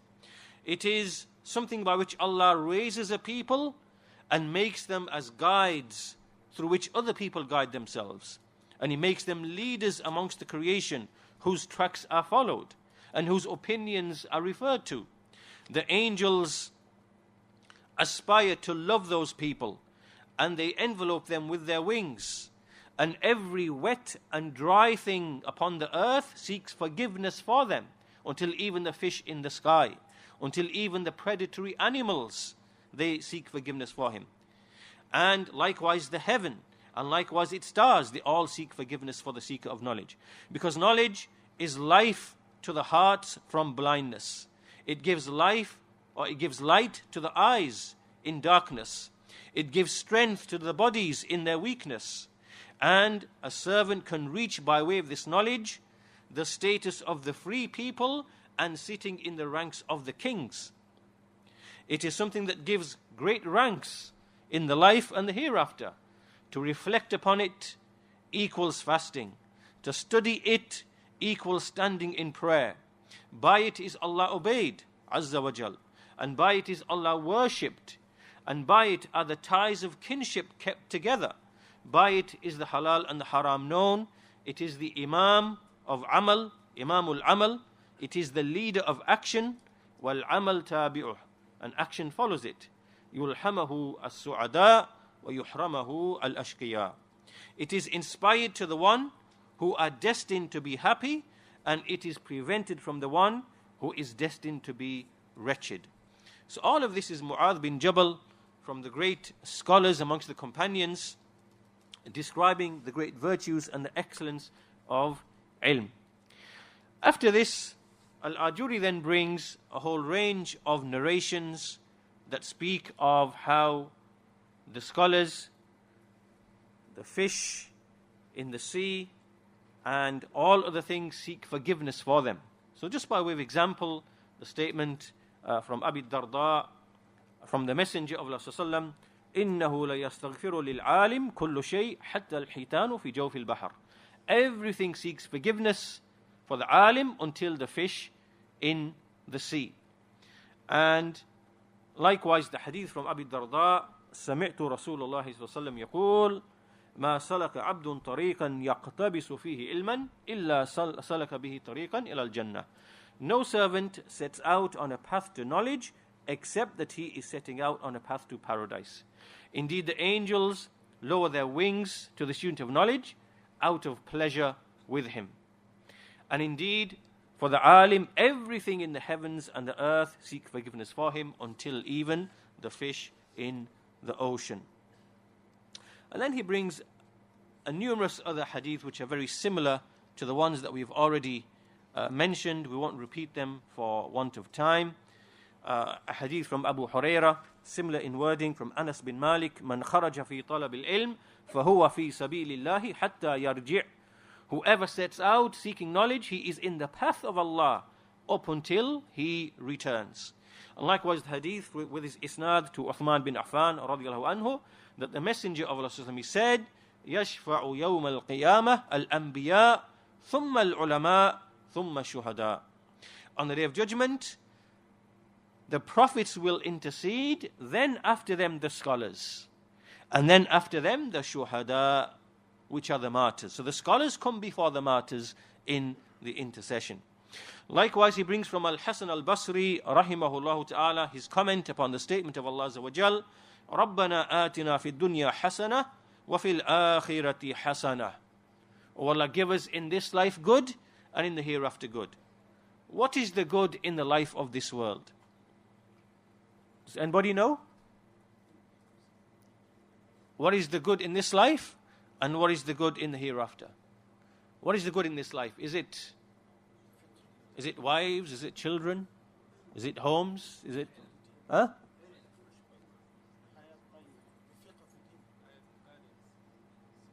You've got half of the answer. Al-hasanatu fi dunya al-ilm wal-ibadah. The good in this life that you ask for is for knowledge and for ibadah. There's nothing more valuable to you in this life than your iman and ilm and ibadah. This is the good of this life. The good of this life is not possessions and wives and children and cars and homes and ease of life and so on and so forth. Rather, when you ask Allah, give me the good of this life, then the good of this life is ilm, is tawheed, is sunnah, ibadah, taqwa, and so on and so forth. Wal jannah fil akhirah. And so the good of the hereafter is, of course, paradise. So after mentioning all of these narrations, قال محمد بن الحسين العاجري رحمه الله تعالى, he says, فالعلماء في كل حال لهم فضل عظيم. So the alim, if you now reflect upon everything which has been said from the beginning of this treatise, you will find that every situation the alim is in, he always has a tremendous amount of excellence. في خروجهم لطلب العلم. When the alim is going out seeking knowledge, he is in excellence. وفي مجالستهم لهم فيه فضل. When others sit with the alim in that has excellence. وفي مذاكرة بعضهم لبعض لهم فيه فضل. When the ulama sit and they revise knowledge, they have an excellence in that situation. وفي من تعلموا منه العلم لهم فيه فضل. And even when they are learning knowledge from others, they have within that an excellence. وفي من علموه العلم لهم فيه فضل. And when they are teaching others knowledge, they have an excellence in that. فقد جمع الله للعلماء الخير من جهات كثيرة نفعنا الله وإياهم بالعلم. So we see that Allah Azza wa Jal has gathered together goodness from every angle for the ulama. May Allah benefit us and likewise them with the knowledge. So then he brings the statement of Abi Darda radiyallahu anhu, العالم والمتعلم في الأجر سواء وسائر الناس همج لا خير فيهم. The alim and the muta'allim. So the scholar and the one who learns, the student, the scholar and the student, they share in the reward. And all of the people are just simply the riffraff, hamajun, they are the common riffraff. They're riffraff. There is no goodness in them at all. What is the meaning of this statement? What is the advice? What does it mean? Huh? Yeah. You must be a seeker of knowledge. If you are not a seeker of knowledge, then you are just a riffraff. So either there is the alim, or the seeker of ilm, or the riffraff, in which there is no goodness. So you must be at least the seeker of knowledge. And then he brings a hadith from Abi Umama. The hadith itself is not sahih, it's not authentic, but the various parts of the hadith can be found in other narrations and athar. So in this hadith, it is related that the Messenger of Allah said, even though it is da'if, but the parts of it are actually correct because there are other hadith which contain them. أربعة تجري عليهم أجورهم بعد الموت. There are 4 people whose rewards continue after death. المرابط في سبيل الله. The one who guides, or the one who guards the border regions of the lands in the path of Allah. وَمَنْ عَلَّمَ عِلْمًا أُجْرِيَ لَهُ مَا عُمِلَ بِهِ. The one who taught knowledge, then whoever acted, that knowledge that was acted upon which he taught, will continue to be, accrue to him. وَرَجُلٌ تَصَدَّقَ بِصَدَقَةٍ فَأَجْرُهُ يَجْرِي مَا جَرَتْ. A man who gave charity, so his reward will continue so long as the benefit of that continues. وَرَجُلٌ تَرَكَ أَوْلَادًا صِغَارًا فَهُمْ يَدْعُونَ لَهُ. And a man who left small children and they make dua for him after his death. And after this he brings the statement of Abdullah ibn Mas'ud radiyallahu anhu, who said, Inna Mu'adhan kana ummatan qanitan. Indeed, Mu'adh, meaning Mu'adh bin Jabal, was an ummah qanit, like a humble, obedient ummah. And so it was said to Abdullah bin Mas'ud, but Inna Ibrahim kana ummatan qanitan. It was Ibrahim that was ummatan qanitan. So Abdullah ibn Mas'ud, he said, Inna kunna nushabbihu Mu'adhan bi Ibrahim. He says, we're just simply resembling Mu'adh to Ibrahim. We're showing the resemblance between the two. And then it was said to him, فَمَا الْقَانِتِ. Who is the qanit? What is the qanit? قال المطيع لله ولرسوله. That the qanit, the devout, pious one, is the one who obeys Allah and obeys the Messenger. And then he brings a hadith which is actually da'if, so we won't mention it. But the ma'na of it is correct, that indeed from charity is that you learn knowledge and then you teach knowledge seeking the face of Allah Azza wa Jal. The ma'na is correct. So now after all of these narrations, he now finishes the chapter. And in finishing the chapter he says, قال محمد بن الحسين قد اختصرت من فضل العلماء. I have summarized for you about the virtues of the scholars. وما خصهم الله عز وجل على سائر المؤمنين ما فيه بلاغ لمن تدبره. And especially what Allah has specified them or given them excellence over all of the believers, in which there is a far-reaching admonition for the one who reflects upon it. فَأَلْزَمَ نَفْسَهُ الطَّلَبَ لِلْعِلْمِ لِيَكُونَ مَعَهُمْ. And so he commits himself to seeking knowledge so that he can be from amongst them. This is why he mentioned all of these things to us, so that we are inspired, that we desire to seek knowledge so that we can be with them. وَذَلِكَ بِتَوْفِيقِ اللَّهِ عَزَّ وَجَلَّ. All of this is by Allah's granting of success. فَإِنْ قَالَ قَائِلٌ. Now if a person comes and says, مَنْ عَلَّمَ الْعِلْمِ وَحَفِظَهُ وَنَاظَرَ فِيهِ يَدْخُلُ فِي هَذَا الْفَضْلِ الَّذِي ذَكَرْتُ. So now a person might ask that all of this is about the scholars, but what about the one who teaches something of knowledge, he memorizes something of knowledge, he engages in discussion about something of knowledge? Will this same excellence that is for the scholars, does this also apply to this person? قِيلَ لَهُ. It is said to him, أَرْجُو أَلَّا يُخْلِيَ اللَّهُ كُلَّ مُسْلِمٍ طَلَبَ الْخَيْرِ وَالْعِلْمِ مِنْ خَيْرِهِ الَّذِي وَعَدَ بِهِ الْعُلَمَاءِ. So Al-Ajurri says, I am hopeful that Allah will not make every Muslim who seeks knowledge and goodness to deprive him of this knowledge which he promised to the scholars. In other words, that whatever Al-Ajurri mentioned, it is something that applies even to the person who seeks knowledge, something of knowledge. And that these rewards, these excellences, these virtues, that they also apply to this person, and perhaps Allah, he hopes, will also give that person this goodness as well. Which means that we have something to aspire to as well. It is not just the ulama who are way beyond us, but it is something that we can share in as well. Then he continues to say that I have mentioned here many traits, many qualities, and we shall mention some of them. The one who reflects upon them from the people of knowledge, he will then reflect deeply in himself. And if he is truly from those scholars, meaning that if he looks at these qualities and he finds them amongst him, he finds that he has them, he will be grateful to Allah Azza wa Jal for favoring him with these qualities.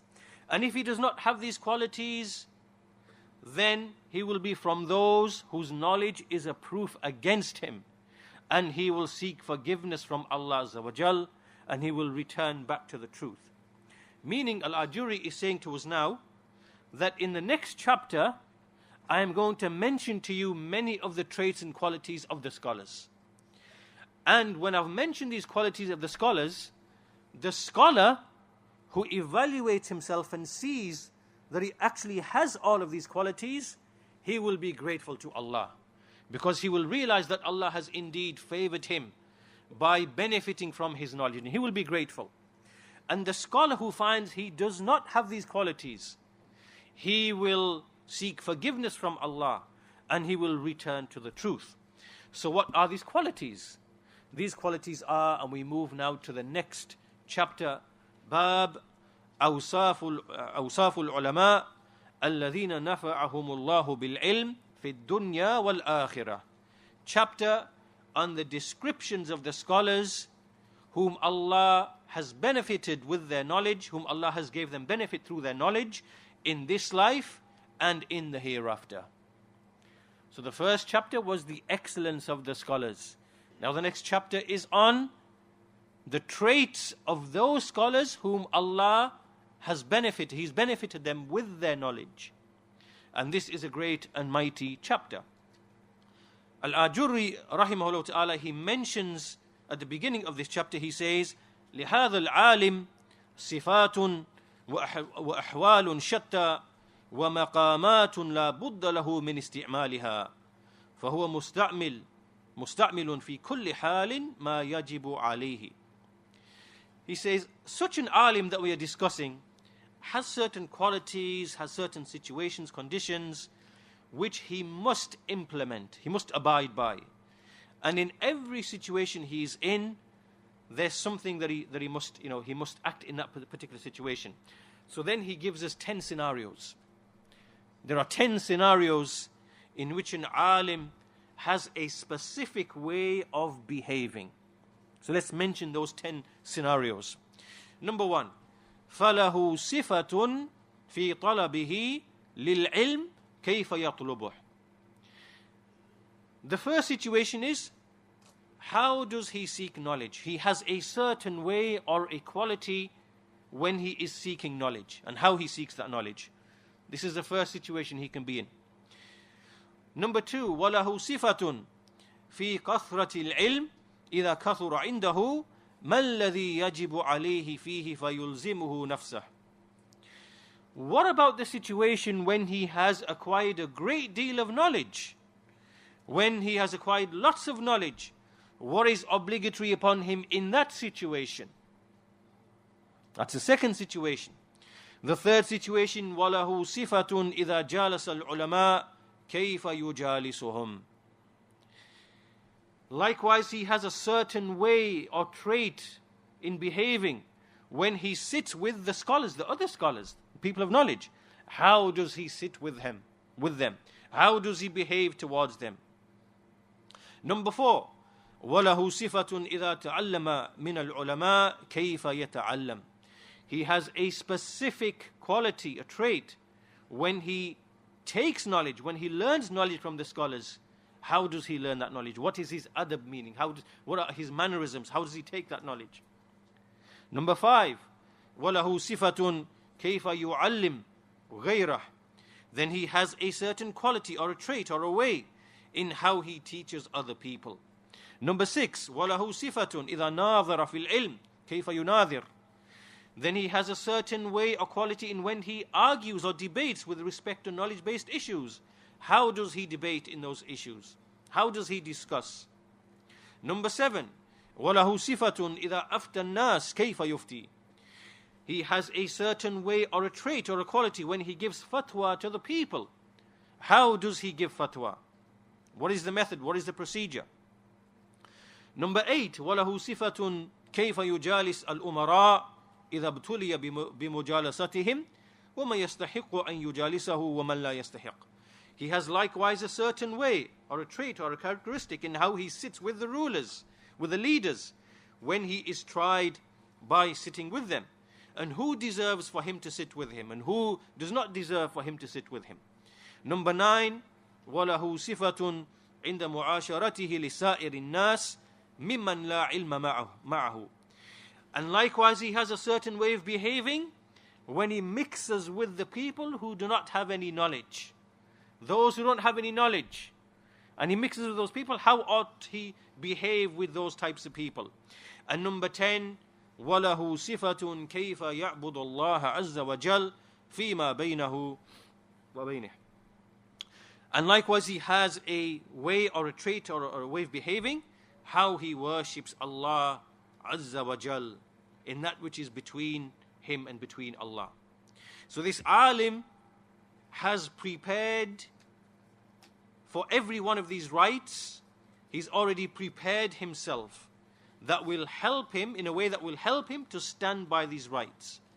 And in every situation he comes across, he's already prepared himself how he will be saved from the evil in his religion in that particular situation. Meaning, he's saying that the alim, he knows all these 10 situations that he will ever be in. And already he's thought about these situations in all these 10 types.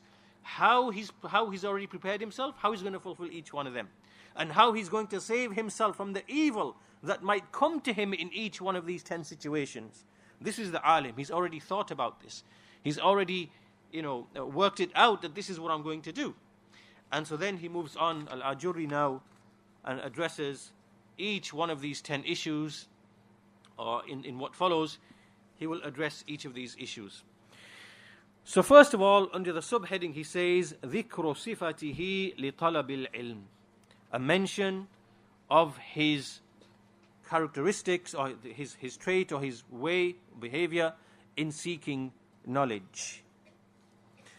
فمن صفته لإرادته في طلب العلم أن يعلم أن الله عز وجل فرض عليه عبادته والعبادة لا تكون إلا بعلم وعلم أن العلم فريضة عليه. So from the way that he is that he has a desire in seeking knowledge. So in this he knows that Allah Azza wa Jal has obligated upon him worship. So the starting point is that we all know Allah has made wajib upon us that we worship him. This is the starting point of our thought process. And then he should know that ibadah cannot be except upon ilm. So after knowing that ibadah is wajib, وَمَا خَلَقْتُ الْجِنَّ وَالْإِنسِ إِلَّا لِيَعْبُدُونَ, I do not create jinn and men except that they may worship me. So we start with the obligation of worship. He knows that worship cannot be except by way of ilm. وَعَلِمَ أَنَّ الْعِلْمِ فَرِيضَةٌ عَلَيْهِ. Then he knows that knowledge is wajib upon him. It is obligatory upon him. وَعَلِمَ أَنَّ الْمُؤْمِنِ لَا يَحْسُنُ بِهِ الْجَهْلِ. And he then comes to realize that a believer, it is not befitting for the believer to be characterized with ignorance. That he's ignorant. Right? So this is where we start with. فَطَلَبَ الْعِلْمِ لِيَنْفِيَ عَنْ نَفْسِهِ الْجَهْلِ وَلِيَعْبُدَ اللَّهِ عَزَّ وَجَلَّ كَمَا أَمَرَهُ. So now Al-Ajurri has mentioned to us now the two primary motivations that a seeker of knowledge has in seeking knowledge. What are they? Number one? Huh? No, what's number one? What's the first one? Or what's the first one that he mentioned? Huh? No, I mentioned it. لِيَنْفِيَ عَنْ نَفْسِهِ الْجَهَلِ. So the first motivation here, what derives you, is to remove ignorance from yourself. Why? Because the believer, not befitting he be ignorant. Because you can't worship Allah upon ignorance. And you can't fulfill a wajib with ignorance. Right? So we're not like the Nasara, the Christians, who worship Allah upon jahl, upon ignorance. You have to have knowledge. وَلِيَعْبُدُ اللَّهِ عَزَّ وَجَلَّ كَمَا أَمَرَهُ. And the second is what? That he may worship Allah as Allah has commanded. لَيْسَ كَمَا تَهْوَى نَفْسُهُ. Not as his whole desires and desires. فَكَانَ هَذَا مُرَادَهُ فِي السَّعِي فِي طَلَبِ الْعِلْمِ. So this is his desire or his intent in seeking knowledge. مُعْتَقِدًا لِلْإِخْلَاصِ فِي سَعِيهِ. Whilst holding and believing in this sincerity whilst he is striving for this knowledge. لَا يَرَى لِنَفْسِهِ الْفَضْلِ فِي سَعِيهِ. He does not see that he has any special virtue for himself whilst he is striving for knowledge. Rather, he sees that the virtue is for Allah Azza wa Jal in bestowing upon him the success in seeking knowledge. إذ وفقه لطلب علم ما يعبده به من أداء فرائده واجتناب محارمه. So meaning that when he's seeking knowledge, he's not seeing that there's some excellence to himself. Why? Because it is Allah who gave him success and in pursuing knowledge by which he can know that, by which he worships Allah, by fulfilling the obligations and keeping away from the prohibitions. This is a bounty from Allah Azza wa Jal. Okay, so now this is the starting point when you seeking knowledge. This is your intent. Removal of jahl and worshipping Allah upon ilm as He commanded.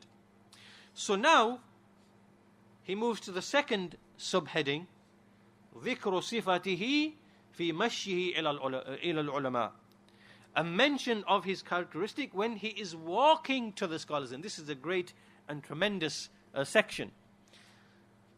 So now look at how he's mentioning every little detail. So now you're in your house and you're going to go to the masjid. You're traveling to the alim, to the scholar. And, for example, you'll be sitting in Medina and you're now going to leave and you go to the masjid and you're going to go into the alim. Look at how he mentions how you actually walk to knowledge and how you walk to the alim. يمشي برفق وحلم ووقار وأدب.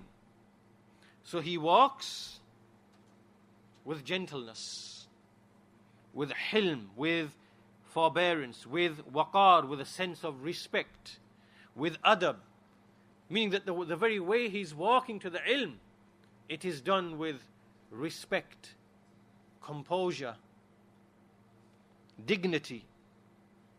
مقتصب في مشيته كل خير. As he's walking to the ilm, to the masjid, to the alim, he's anticipating and expecting in his mind every goodness. He's anticipating. Why? Because he's going to seek ilm.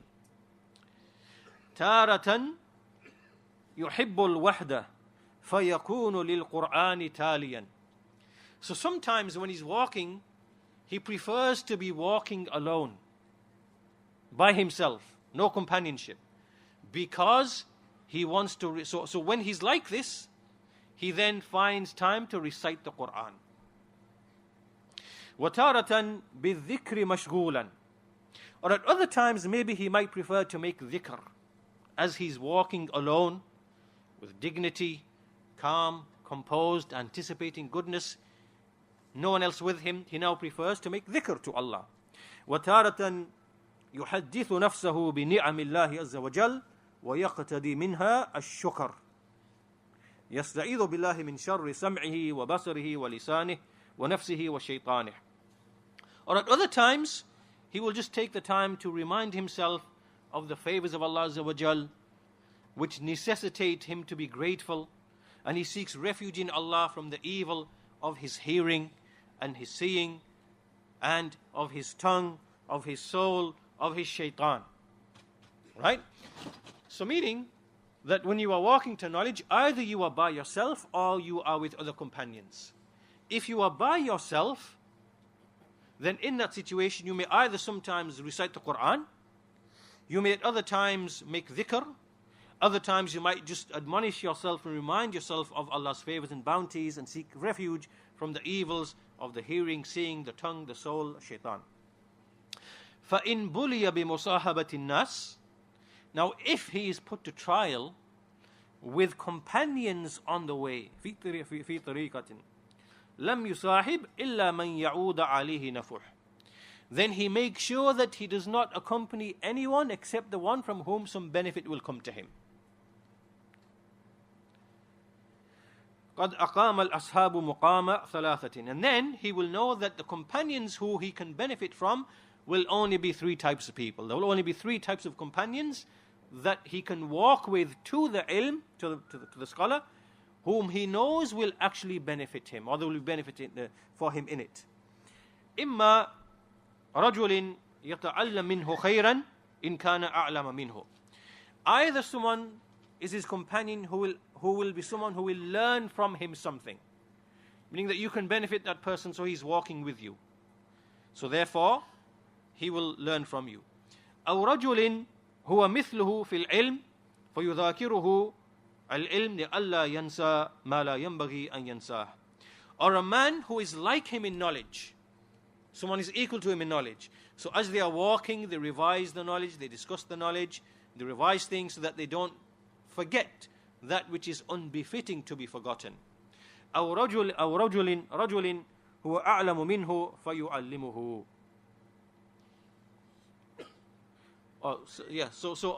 Or a man who is more knowledgeable than him, that he is more knowledgeable of, and he teaches him. So the first one was a man who is more knowledgeable of him, so he learns from him. And the third one is the one who is more knowledgeable of, so he teaches him. Right? So someone who is less in knowledge than you, someone who is equal in knowledge to you, or someone who is greater in knowledge than you. And in each of these three, you benefit in one way or the other. Then he says, قَدْ شَغَلَ نَفْسَهُ بِهَذِهِ الْخِصَالِ خَائِفٌ عَلَى نَفْسِهِ أَنْ يَشْتَغِلَ بِغَيْرِ الْحَقِّ. So remember, he's still talking about walking to knowledge. You haven't come to the knowledge yet. The knowledge hasn't come. You're actually walking to knowledge. And he's saying here that in this situation, this person has occupied himself in any one of these ways.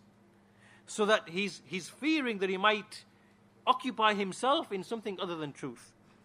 And he has brought together caution against his enemy shaitan, disliking that shaitan might beautify something to him that he is being prohibited from. He makes isti'adha to Allah from knowledge that does not benefit and asks Allah for beneficial knowledge. So in this situation, his intent, his desire in reciting the Quran, حمه في تلاوة كلام الله عز وجل الفهم عن الله فيما أمر ونهى وفي حفظ السنن والآثار والفقه لئلا يضيع ما أمر به. So basically, as he's walking to the knowledge, his intention behind reciting the Quran and all the other things he's doing is to gain understanding of the religion from Allah, about what he ordered, what he prohibited, and in preserving the sunan and the athar, that he may not waste what he has been commanded with.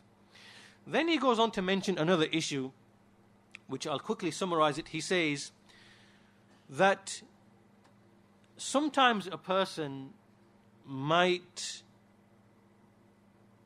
have missed certain knowledge.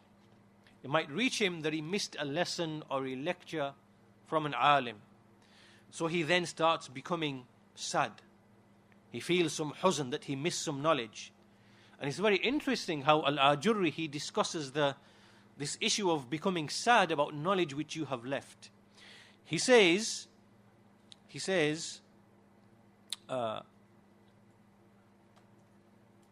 وَيُحَاسِبُهَا, that he holds himself to account على الحزن فيقول لما حزنت.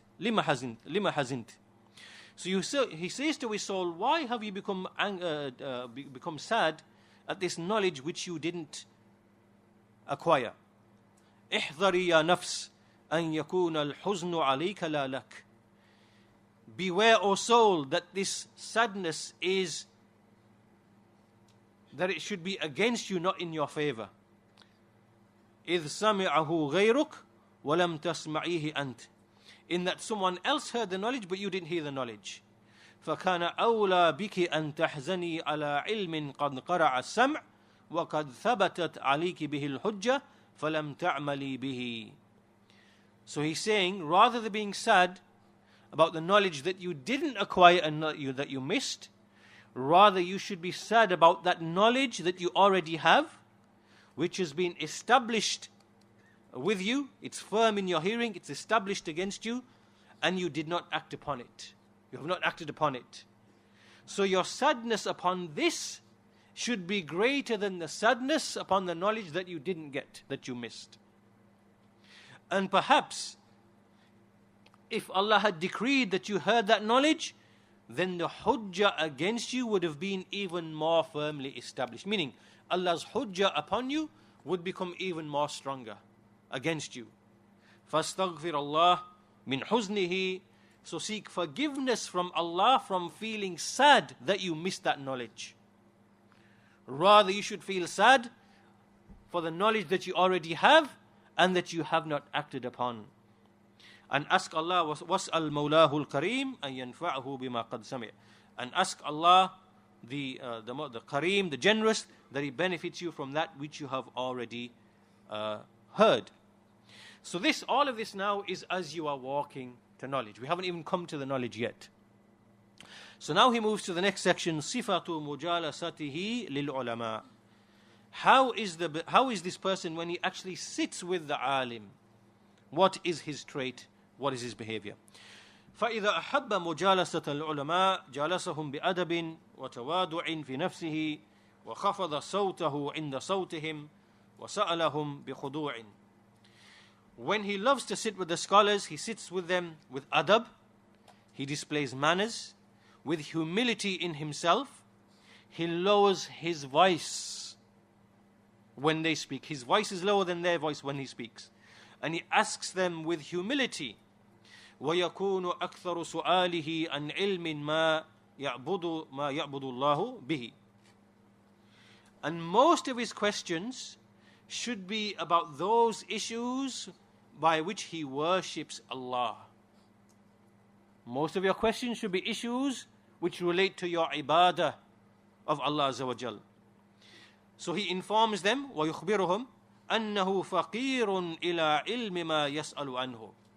So he first of all begins by telling the alim, O Shaykh, I am in need of this knowledge. I am in need of some type of knowledge. This is how he presents himself to the alim, that there is some knowledge that I am needy of.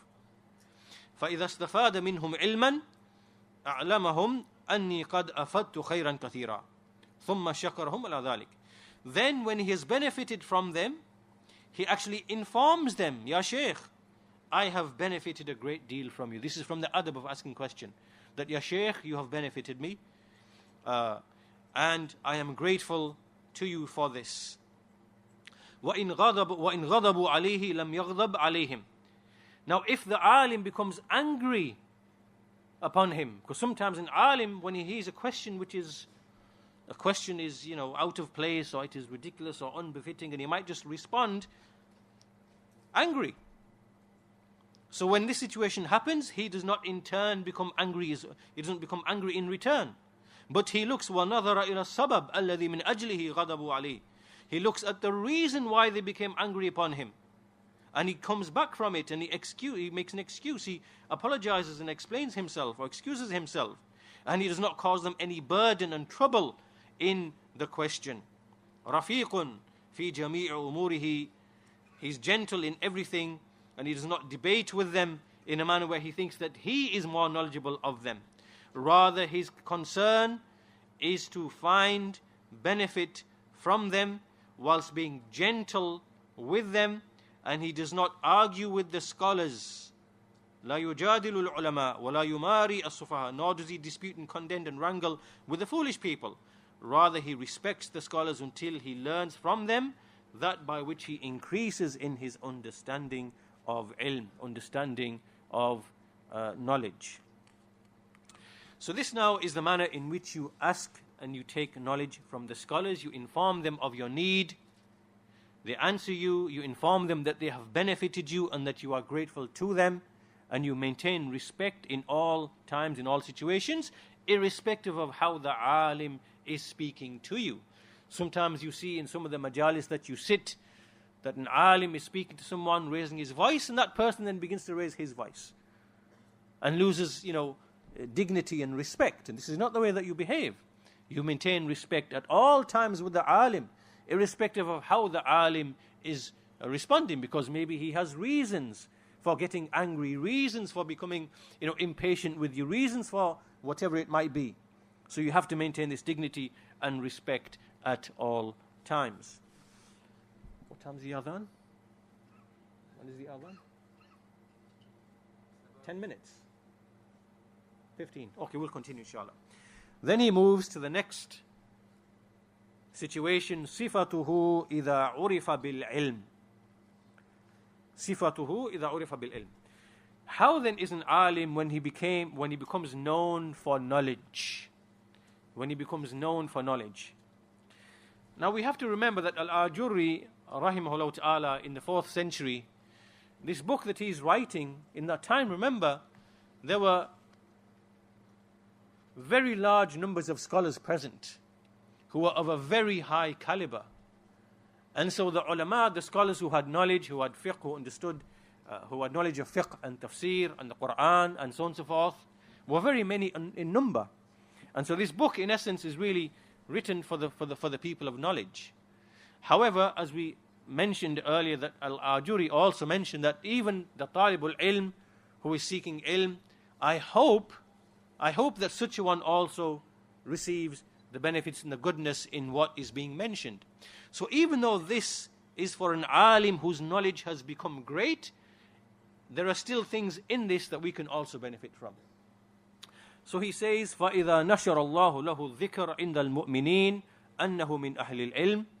So when Allah spreads amongst the people mention of this person that he is from the people of knowledge, and the people are in need of the knowledge which he possesses, he maintains أَلْزَمَ نَفْسُهُ التَّوَادُعِ لِلْعَالِمِ وَغَيْرِ الْعَالِمِ. When he reaches this level, he now has to be humble. He makes sure he's humble towards the alim and to the one who is not an alim. As for his humility to the one who is equal to him in knowledge, so the one who is equal to him in knowledge, then this is something that brings love for him in their hearts. They will love him and want to be near to him. And when he's away from them, their hearts will be inclined to the meaning. That a person who has some ilm, he's humble with all three types of people. The one who knows more than him, the one who knows less than him, and the one who is equal to him. If he's humble with those who are equal to him, they will always love his company. They will always aspire to be in his company. There will be love in their hearts for such a person, because this person is humble, as opposed to when he's arrogant and proud and cocky and so on and so forth with his ilm. No, people don't like that type of person. People want to keep away from that type of person. So this is the first thing, that the first thing he has when he knows Allah has honored him with ilm, he becomes humble. He's humble with all types of people. As for his humility with the ulama, أما تواضعه للعلماء فواجب عليه إذ أراه العلم ذلك. As for him being humble towards the scholars, then it is wajib upon him, because his knowledge, the knowledge itself is something that is shown him that he should be like that. As for his humility towards the one who is less than him in ilm, then it is from the angle that he realizes that this knowledge he has is from Allah Azza wa Jal. It is a sharaf, it is a nobility from Allah that has come to him. So therefore he should be humble to those who are less than them, because it came from Allah Azza wa Jal. And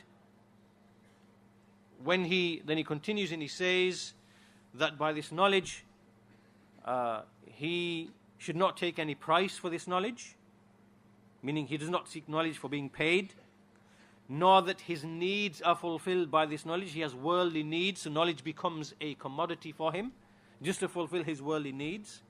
Nor does he bring the people who are inclined to the world, people of wealth, he brings them close to himself, and the poor people he shuns them because he's not worthy of being with them. This is not the effect that knowledge has upon a person. And rather he brings the poor people with him, and he keeps away from those who are inclined towards the earth. And likewise he's humble towards the poor, the righteous. He intends to impart knowledge to them. And when he's sitting in a gathering and he's imparting knowledge, then he behaves in a certain way with all the different types of people who come to him. So then Al-Ajurri then goes on to discuss how the alim behaves in his majlis, when he's sitting in the majlis, right? How he ought to behave with different types of people. So as for his akhlaq, when he's sitting in his various gatherings, he is sabur. He is extremely patient upon the one who is slow in understanding. So the people in the audience, some of them might be slow, so he's very patient up until they understand what is being said. Likewise, he's extremely patient upon the crudeness, the crude behavior of some of the ignorant people who are present in the gathering. They're behaving very crudely.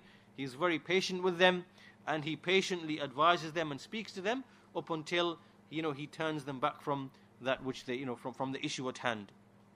Likewise, when he sees that they are engaging in something that does not concern them, he turns them away from that. Don't discuss this issue. It does not benefit you. Turn away from that. Discuss this issue. He kind of directs the conversation only in issues of actual benefit to the people who is sitting in front of him.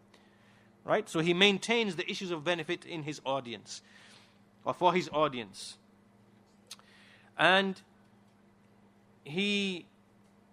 when he finds that someone is behaving in an unbefitting way, he doesn't speak to him directly. Rather, he says, لا يحسن بأهل العلم والأدب كذا وكذا.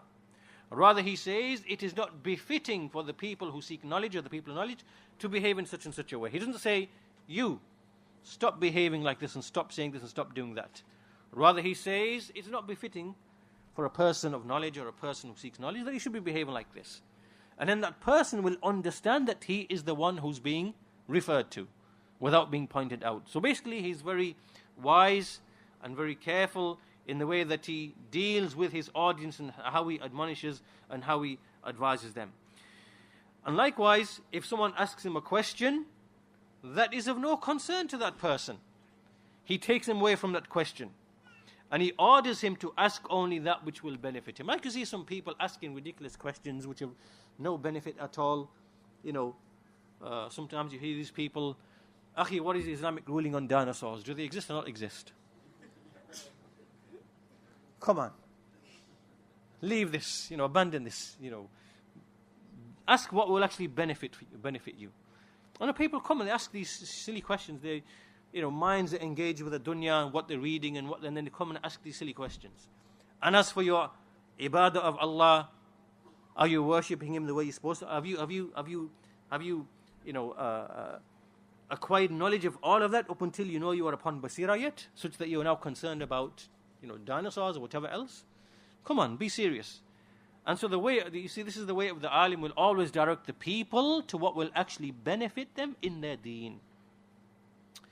And he continues, and the alim also from his way is to continue telling the people that they are fuqara, they are in need of this ilm, and that they are severely in need of this knowledge.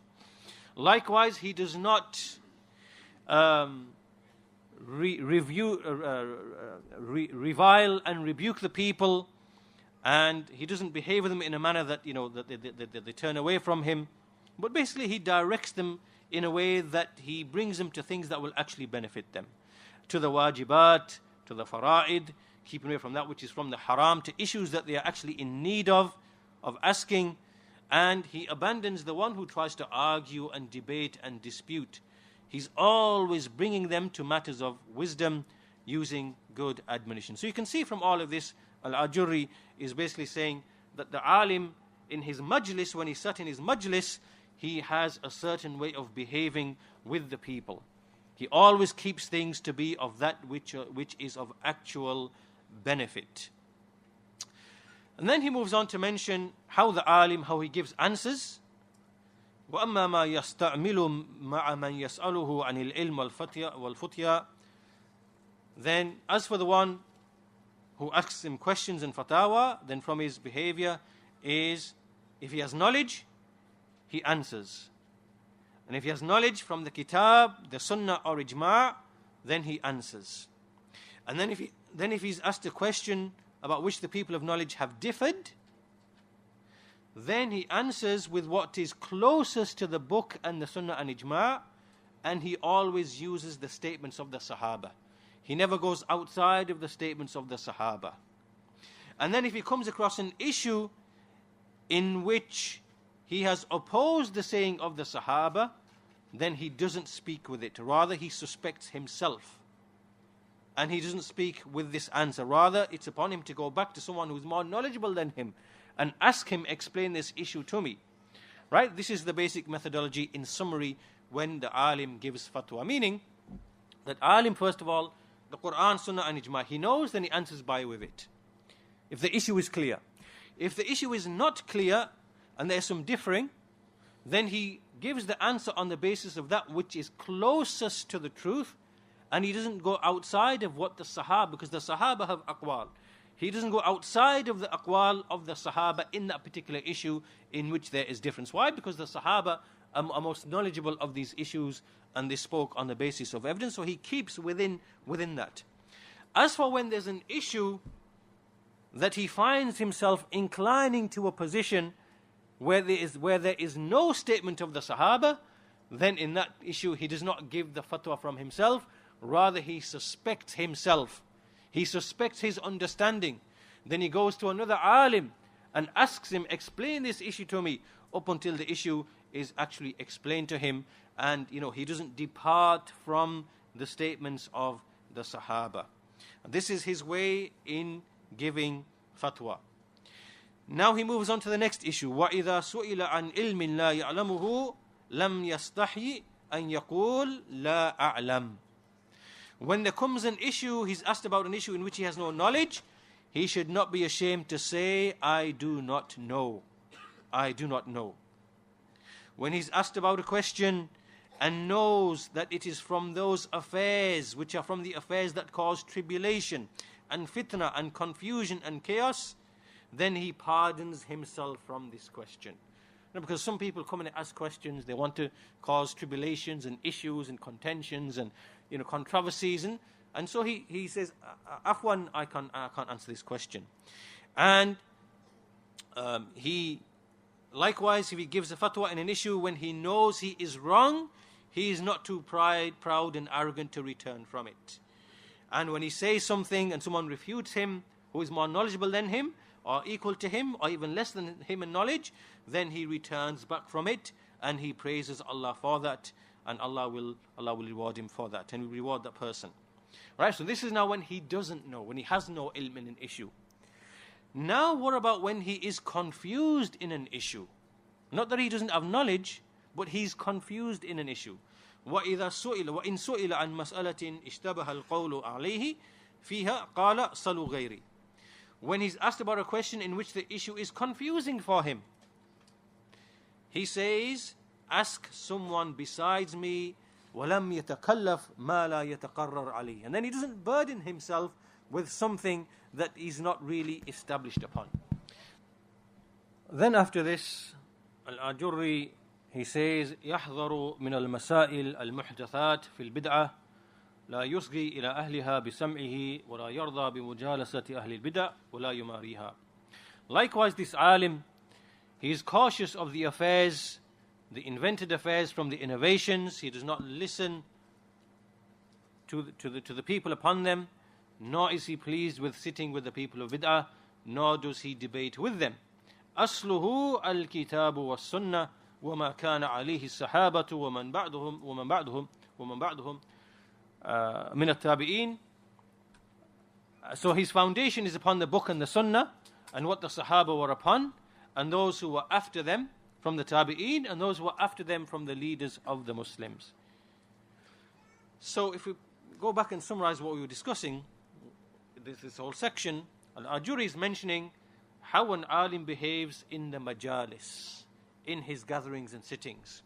He has a certain way of behaving, in that he always directs the discussion to that which is of actual benefit to the listener or to the person in question.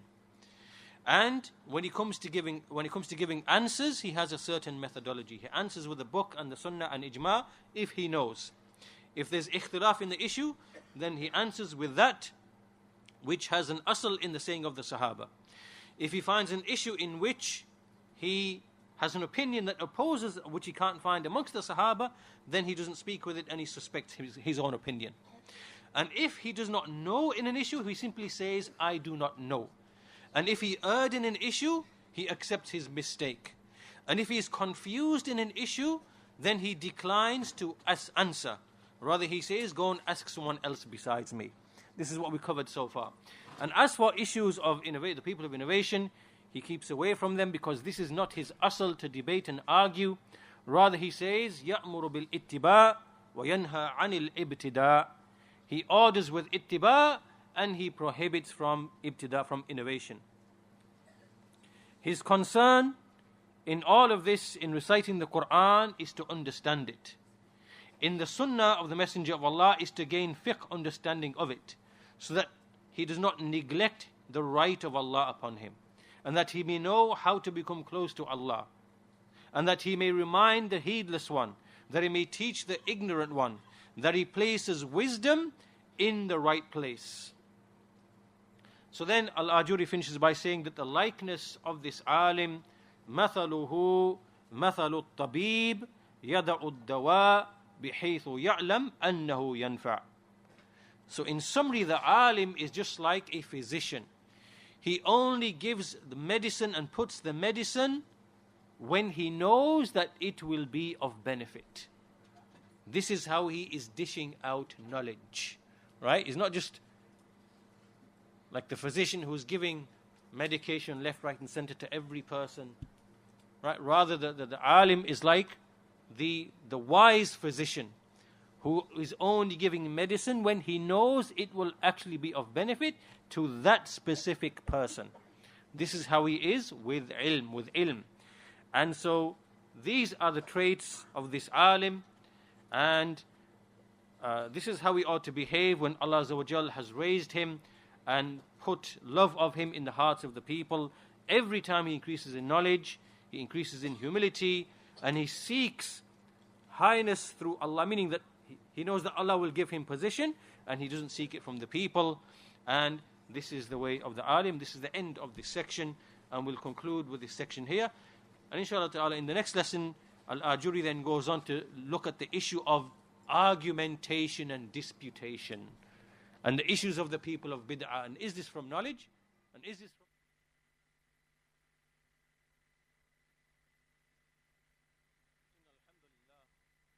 نحمده ونستعينه ونستغفره ونعوذ بالله من شرور أنفسنا ومن سيئات أعمالنا من يهده الله فلا مضل له ومن يضلل فلا هادي له وأشهد أن لا إله إلا الله وحده لا شريك له وأشهد أن محمدا عبده ورسوله أما بعد فإن أحسن الكلام كلام الله وخير الهدى هدى محمد صلى الله عليه وسلم وإن شر الأمور محدثاتها وكل محدثة بدعة وكل بدعة ضلالة وكل ضلالة في النار.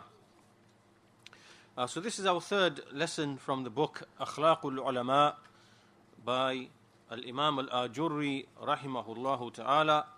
And in the second lesson yesterday, we were on the chapter that deals with the virtues and the excellence of the people of knowledge in this life and the next. And in that lesson, we looked at how the death of a scholar is damage which is not repairable, and how Allah Azza wa Jal, that He does not take away the knowledge by snatching it away or removing it, but by taking the scholars, meaning by taking away the scholars. And likewise, we mentioned many of the ahadith which speak of how the scholar and the seeker of knowledge, everything seeks forgiveness for him, until even the fish in the ocean, and that the path to paradise is made easy for such a person. And the fact that an alim, in everything that he is engaged in, there is an excellence for him, whether he is learning knowledge, whether he is teaching knowledge, no matter what he is doing, benefit is always brought about by this alim. And also the statement of Abu Darda, that there are only three types of people: the alim, the muta'allim, the scholar or the student of knowledge, and the general riffraff. And so you can only be in one of these three people. If you are not an alim, then you must be a seeker of knowledge. And after that, we then moved into the chapter which followed. And in this chapter, Al-Ajurri is describing the qualities of a scholar who has truly benefited from his knowledge. The one who has actually benefited from his knowledge, how does he behave? What are his qualities in certain situations? And so he mentioned for us 10 situations. 10 situations in which we should see certain behaviors from a person who has benefited from his knowledge. And those 10 situations he mentioned were, first of all, how is this person when he seeks knowledge, in the seeking of knowledge? How is this person when he's acquired a great deal of knowledge and he becomes known as a person of knowledge? How is this person when he sits with the people of knowledge? How is his behavior? How is his adab with them? Fourthly, how is his behavior when he seeks knowledge from the scholars, when he takes it from the scholars? How is his behavior? Fifthly, what is his behavior when he teaches knowledge to other people? What are his traits and qualities? Sixthly, how is he when he debates or argues in issues of knowledge? Seventhly, how is he when he gives a fatwa, when he gives a religious verdict? Eighthly, how is he when he sits with the rulers, when he's put to trial, or when he sits with the rulers? How does he behave? Ninthly, how does he behave with the general folk who have no knowledge? How is his interaction with them? And finally, how is he in his relationship between himself and his Lord? So in all of these 10 situations, the alim has certain qualities, has certain traits and behaviors which are a result of his ilm. And so in this chapter, Imam Al-Ajurri, he went on to describe how a scholar is in each of these issues. So from the things that he mentioned from yesterday's lesson is that, first of all, his intent behind seeking knowledge is 2 things. Number 1, to remove ignorance from himself, and number 2, that he may worship Allah just as he has commanded. So this is the motivation behind seeking ilm, to remove ignorance from yourself and to worship Allah upon what he commanded. Then he went on to describe how a person is as he goes to acquire knowledge. So as he leaves his home and he goes to the masjid, how does he conduct himself? So he walks calmly, with dignity, and if he's by himself, then he's doing one of 3 things. He's either reciting the Quran, or he is making dhikr of Allah Azza wa Jal, or he is reminding himself of the favors and bounties of Allah Azza wa Jal, and seeking refuge in Allah from the evils of his hearing, his seeing, his tongue, his soul, the shaitan. This is when he's walking alone to seek knowledge. And if he is accompanied by other people, then those people will either be someone who is more knowledgeable than him, someone who has the same knowledge as him, or someone who has less knowledge than him. And so in each of these 3 situations, he will either learn something from the other person, or he will revise something with that other person if they are equal in knowledge, or he will teach that person if he is less than him in knowledge. The point being that even when he is on his way to acquiring the ilm, in that journey, he is eager to bring about as much benefit for himself and not to waste any time. Then he went on to mention how a person, if he misses some knowledge, and he becomes sad about that knowledge, about missing that knowledge, he should call himself to account. Because instead of being sad about the knowledge which he missed, it's more worthy that he be sad about the knowledge which he has not acted upon. Because that is the hujjah against him. So whenever he feels that he missed a lesson, he missed a lecture, he missed a dars, and what a shame it is he missed this dars, and he feels sad, then he needs to call himself account, because there are things for which are more worthy that he be sad about them, which is the fact that Allah's hujjah against him lies in the fact that he has ilm which he has not yet acted upon. So he seeks forgiveness from Allah Azza wa Jal for that. Then he went on to mention how you sit with an alim, how you ask questions to an alim, you sit with humility.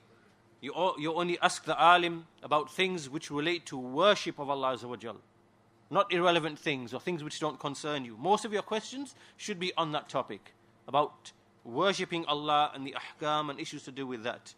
And when you ask, you first of all say to the scholar, I am in need of knowledge from you, Ya Shaykh. I am in need of knowledge from you to benefit me in my religion. And then when the Shaykh answers him, he tells the Shaykh that you have benefited me greatly, may Allah reward you, and he is grateful to the Shaykh for that. And then we mentioned some other issues in relation to that. And then we went on to discuss, Al-Ajurri went on to discuss how the alim is in his majlis. Because the alim will always have a majlis, a sitting, a gathering when he will be interacting with the people. How does he behave with the people? So from the things he mentioned, that he's patient, he bears the harms of the people, those who are ignorant, those who are crude, those who are rude. He always responds with forbearance, patience, he directs them. And all the time his concern is to keep the people focused on things which are of actual benefit to them.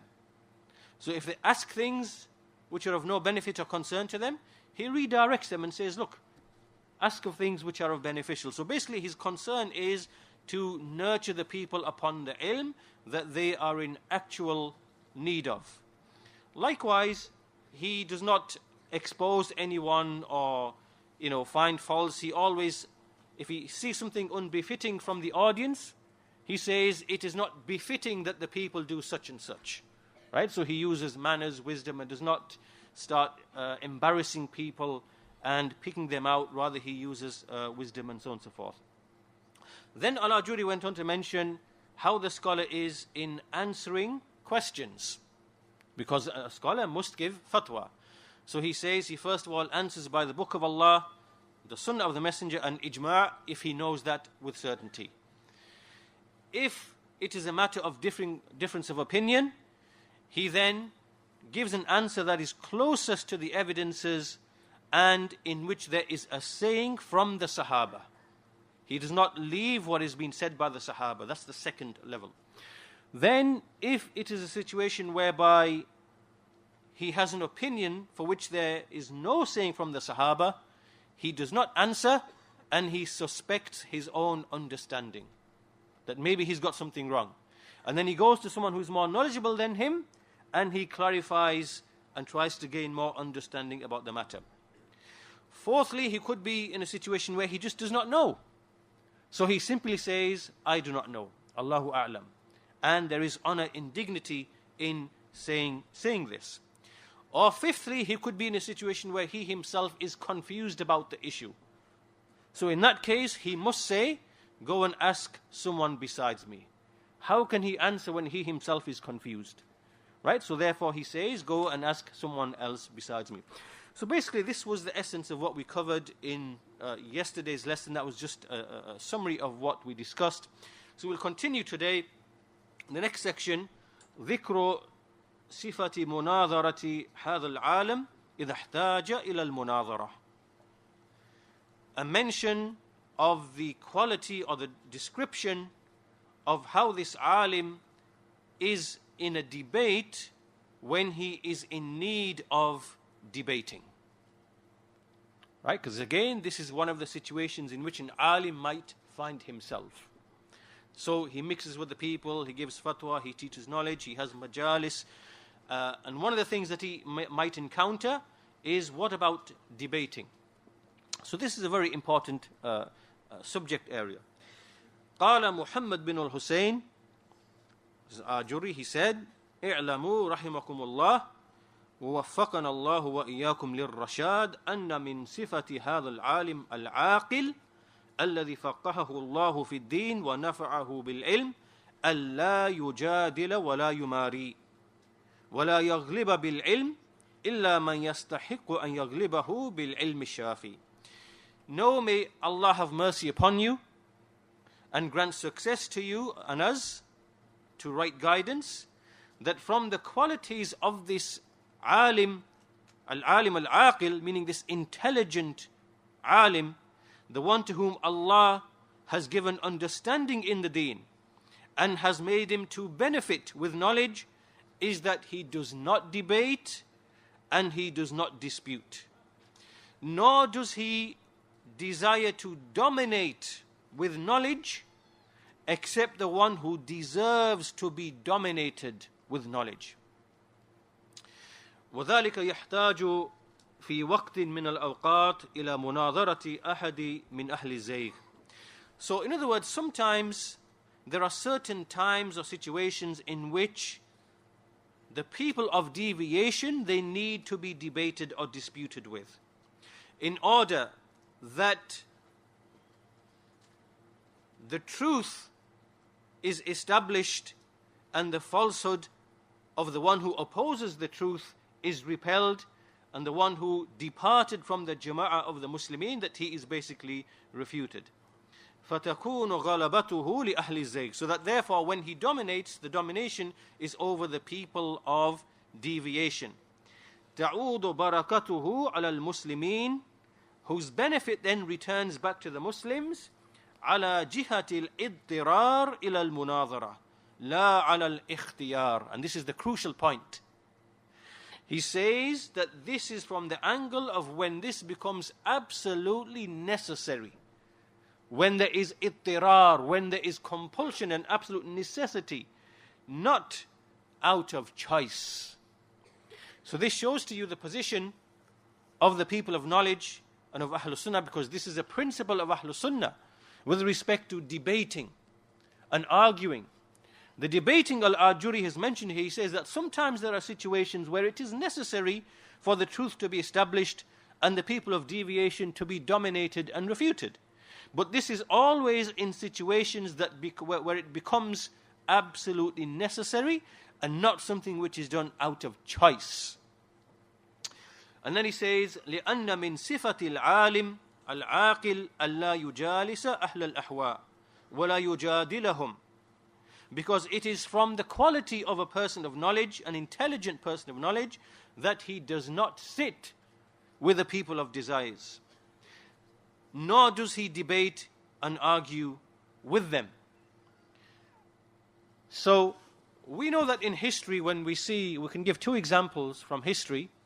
The first example is when the ruler of the Muslims, he sends an alim, a competent alim, and he sends them to debate with the people of desires. And the best example of this is Ali bin Abi Talib, radiyallahu anhu, when he sent Ibn Abbas, the most learned of the Quran, and he sent them to go and debate with the Khawarij, because their shubuhat were based upon the Quran.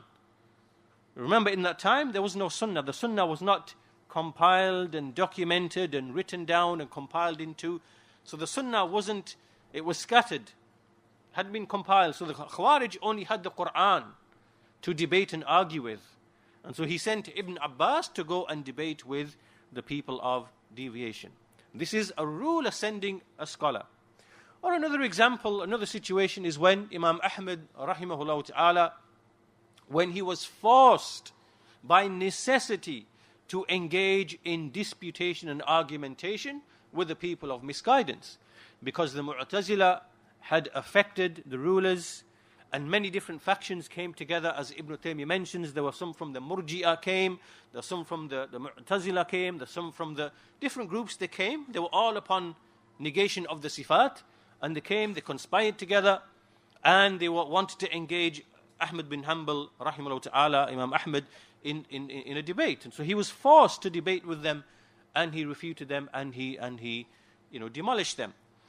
So the point being that when we debating and arguing is not an asl in our religion. Rather, the asl in our religion that this is forbidden. It is unlawful to debate and dispute and wrangle and contend in these kind of issues, because it is the starting point of misguidance. So then Al-Ajurri says, so he's speaking here about bid'ah and the people of desires. فَأَمَّا فِي الْعِلْمِ وَالْفِقْهِ مِنْ سَائِرِ الْأَحْكَامِ فَلَا. But as for in issues of knowledge and jurisprudence and the various rulings, then no. Meaning that in issues where there might be legitimate reasons for differing, then of course there can be a discussion, debate, argument in these kind of issues. And he shall elaborate upon that in a short while, inshallah ta'ala. So then he goes on to develop this issue further about debating and arguing, and he says, فَإِنْ قَالَ قَائِلٍ, if someone says, that if a person is in need of knowledge which has become difficult upon him to understand, and the scholars have differed in that regard, then he must go and sit with the scholars and start discussing and debating with the scholars until he knows which opinion is correct. And if he does not do this, his knowledge will not be strong. In other words, a person is now arguing. He's saying, well, okay, what if a person in an issue, he's unclear, why can't he go to an alim and start raising these issues and discussing and debating? Because without doing this, how will then his knowledge increase and how will his knowledge be firm? So in other words, the person is as if the person is saying that this method of disputing and arguing and discussing in this manner, that this is a means of knowledge. So Al-Ajurri says, بِهَذِهِ الْحُجَّةِ يَدْخُلُ الْعَدُوُّ على النفس المتبعة للهوى فتقول إن لم تناظر وتجادل لم تفقه. It is here, this very argument that you used, when it is from this angle whereby the soul which is an enemy to a person, which follows desires, it will come and it will say to you, if you do not debate, if you do not argue, you will not understand anything. So then this now becomes a reason and a cause of debating and arguing in the manner which has been prohibited. And the evil end result of this, which the Messenger of Allah informed us, and which the scholars of the Muslims have informed us, it will lead to that. And then he brings some athar from the Salaf. First of all, the hadith man an Nabi sallallahu alaihi wasallam أنه قال من ترك المراء وهو صادق بنى الله له بيتا في وسط الجنة. Anyone who abandoned argumentation, knowing that he was truthful in what he holds, then Allah will make for him a house in the middle of paradise. And likewise from Muslim bin Yasar أنه كان يقول إياكم والمراء فإنها ساعة جهل العالم وبها يبتغي الشيطان زلته. Beware of disputation, because disputation is that moment, that hour or that moment of the ignorance of the scholar. Meaning that anyone who engages in this type of argumentation, really it's that moment in which an alim is really a jahil. وَبِهَا يَبْتَغِي الشَّيْطَانُ زَلَّتَهُ. And through this, shaitan desires to basically make him slip and to make a mistake. And from Al-Hasan al-Basri, rahimahullah, he said, مَا رَأَيْنَا فَقِيهًا يُمَارِي. We have never ever seen a faqih, one who has understanding, who is a jurist, we have never ever seen him dispute and argue. And from Al-Hasan al-Basri also, Al-Mu'min يُدَارِي وَلَا يُمَارِي ينشر حكمة الله فإن قبلت حمد الله وإن ردت حمد الله. The believer is one who is, that he's very, in the way that he behaves, he's very diplomatic and careful in the way that he behaves with us and others in the way that he discusses, but he never disputes. Right? So in his interactions, he is. To give an example of what this means, as some of the scholars explain, if, for example, you are sitting in a majlis and someone says something that opposes the sunnah, he says something that is opposite to the sunnah. So how do you now deal with this situation? Because you don't want to enter into an argument. So the way that the scholars explain, you say to him, this is not from the sunnah. Because if you come from this angle, this person has no room to argue with you. Whereas if you say, Ya akhi, this is bid'ah, this is misguidance. Because this now opens up the door for him to argue and wrangle. So what you do is you simply establish that the sunnah is not what this is. Rather, this is the sunnah of the Messenger of Allah sallallahu alaihi wasallam. This is what he used to do. And as for anything outside of that, then it is not known from him. And you stick to that line of argument, that line of reasoning. Always, we don't know this to be from the sunnah. The Messenger did not do this. This is what the Messenger did. And you stick to that line of argumentation. So the point being, when he says, Al-Mu'min yudari wala yumari, is that he tries his best not to enter into a debate. And he simply establish what is the sunnah and not start disputing about the bid'ah itself. Yanshur hikmat Allah. So he simply spreads the wisdom of Allah, meaning that which he knows. If it is accepted, he praises Allah. If it is not accepted from him, he still praises Allah. Right? So he does not enter into blameworthy argumentation and disputation. Likewise, the statement, or then after these narrations, Muhammad bin al-Husayn, he says, وَعِنْدَ الْحُكَمَاءِ أَنَّ الْمِرَاءَ أَكْثَرُ يُغَيِّرُ قُلُوبَ الْإِخْوَانِ ويورث التفرق بعد الألفة والوحشة بعد الأنس. So he says, with the wise people, they say that when we have this disputation, what happens from this is that it changes the hearts of the brothers. It puts splitting in between them after they had been together and united, and it causes them to be estranged from each other after they had been close and had good companionship. And likewise, he brings the hadith of Abi Umama from the Prophet ﷺ, مَا ضَلَّ قَوْمٌ بَعْدِي هُدًى كَانُوا عَلَيْهِ إِلَّا أُوتُوا الْجَدَلِ. No people went astray after guidance which they had been upon, except that they had been given to argumentation. فَالْمُؤْمِنُ الْعَالِمُ الْعَاقِلُ يَخَافُ عَلَى دِينِهِ مِنَ الْجَدَلِ وَالْمِرَاءِ.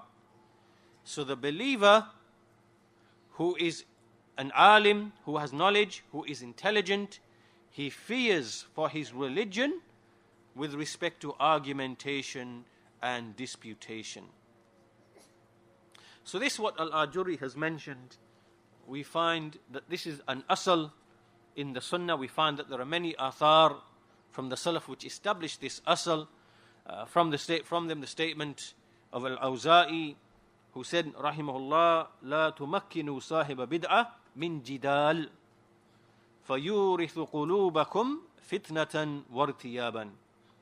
Do not allow the person of innovation to come and argue with you, such that he then makes your heart to inherit tribulation and likewise doubts. And Ayyub al-Sakhtiyani used to call all of the people of desires Khawarij. كان أيوب السختياني يسمي أهل الأهواء كلهم خوارج ويقول إن الخوارج اختلفوا في الاسم واجتمعوا على السيف. That Ayyub al-Sakhtiyani rahimahullah, he used to call all of the people of desires as Khawarij, because the Khawarij, all of the people of desires, they depart from the Quran and the Sunnah. They depart from the fahm of the Salaf. So they are Khawarij in that respect. And he used to say, the Khawarij, their names are different. So this one is, a Murji, this one is a Qadari, this one is a Mu'tazili, this one is an Ash'ari, this one is this one is that. All the names are different. But all of them, they share with each other in that they depart from the religion in the sense that they depart from the correct understanding. And then, وَاجْتَمَعُوا عَلَى السَّيْفِ. And then the end result is that it leads to the sword. And likewise, عن الفضيل بن إياد, who said, من أتاه رجل فشاوره فضله على مبتدئ فقد غش الإسلام. Anyone to whom a man comes and who consults him in matters of religion, and then he directs him to an innovator, then he has acted treacherously to Islam. And Abu Qilaba, who said, لا تجالسوا أهل الأهواء ولا تجادلوهم فإني لا آمن أن يغمسوكم في ضلالتهم ويلبسوا عليكم ما كنتم تعرفون. Do not sit with the people of desires, do not argue with them, for indeed I do not feel safe that they will not drown you in their misguidance, and they will not confuse you in that which you used to know. Al-Hasan al-Basri, لا تجالس صاحب بدعة فإنه يمرض قلبك Do not sit with a person of desires, because he will cause your heart to be diseased. So all of this, Al-Ajurri is establishing this extremely important point for us, and we can see the results of this. The results of this argumentation are mentioned in yesterday's lesson. This individual called Abdurrahman Hassan, this fool who started debating with a Khariji, a person from the Khawarij, who makes takfir of the hukam, takfir of the scholars, and he started debating with him. It was on YouTube. In order to defend himself in his debate, he then started claiming that the Messenger of Allah ﷺ, he even praised the Khawarij. Because in his debate, he started mentioning good things about this Khariji, this Abu al-Bara, this Takfiri Khariji. And to cover his action, he then claimed that the Messenger of Allah, he praised the Khawarij. And then this was a lie upon Allah, upon Allah's Messenger ﷺ, and then he lied upon Ibn Abbas as well. And so it led him in a path. And then he started defending this whole thing. And, this is the end result of thinking that you are an alim, are rooted in ilm. How come the scholars didn't used to do this? And how come you've gone and done this? So then, when he got humiliated and defeated by this Khariji, a few months afterwards, he then went and organized another debate, this time with a Brelwi, to argue about an issue which is easy to argue about Tawheed and Tawassal, because this now is an easy target. You've just been humiliated on the issue of Khilafah, Takfir, things of that nature, and he got defeated, humiliated. Now he's trying to save his face and thinking that, okay, if I can show the people that I'm going to defeat a Brelwi in the issue of Tawheed, then maybe, and then he's gone and arranged an argument with a Brelwi on the issue of Tawassal. And the end result of that was basically the Brelwi's followers are saying that he won, and his followers saying that he won, and nothing really came out of it except that the Brelwi gave him a book as a gift written by Ahmad Riza Brelwi. Right at the end, he said, Akhi, I've got a book. And you see him there, sitting there like this, and he gives him, this is a book by Ahmad Riza Brelwi. Please read it, you will benefit from it. And he takes the book like this. And this is humiliation, So this is the evil result of taking this argumentation as a means of, as a means in your deen, in your knowledge. And this is a sign that this person is not an alim. He is not upon the usul of the Salaf. He has not understood knowledge, what knowledge is. And this is why it is important to understand, as we see the traits of genuine people of ilm, people of knowledge, seekers of knowledge, and those who are not truly from them and who oppose their way. So now, the issue of bid'ah, we are clear about this. We are clear about this. What about then issues of disputation that actually happen between Ahlus Sunnah? Because as we said, there are issues of ilm, of fiqh, of ahkam, where there might be some disputation. One says halal, one says haram. How can this be? Right? So in these issues, there may be discussions that take place between the scholars. So how then are they to behave in the likes of these situations? So then Al-Ajurri goes on to discuss this particular situation. So he says, فَإِنْ قَالَ قَائِلٍ, if someone might say, what then should a person do in regard to an issue of knowledge which has become difficult upon him? So Al-Ajurri says, it is said to him, إِذَا كَانَ كَذَلِكَ, meaning that if you have a genuine issue of knowledge which you do not understand, you are not clear about, and he wants to know what the truth is, then he goes to an alim, قَصَدَ إِلَى عَالِمٍ ممن يعلم أنه يريد بعلمه الله ممن يرتضي علمه وفهمه وعقله. So he goes to an alim whom he knows that this alim is one who seeks Allah, who seeks the face of Allah by his knowledge, and in whose knowledge and understanding and aql he is pleased with. He then goes to him and he revises and discusses and seeks benefit from this alim. And he tells him, he says, look, when I speak to you and I'm discussing and arguing, maybe arguing with you, I'm doing this as one who is seeking the truth.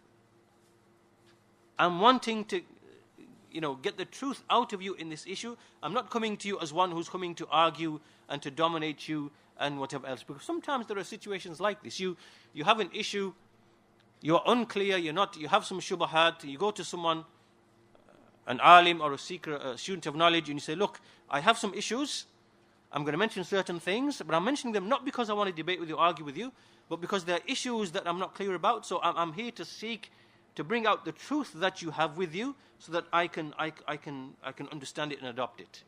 So sometimes there are situations which are like this.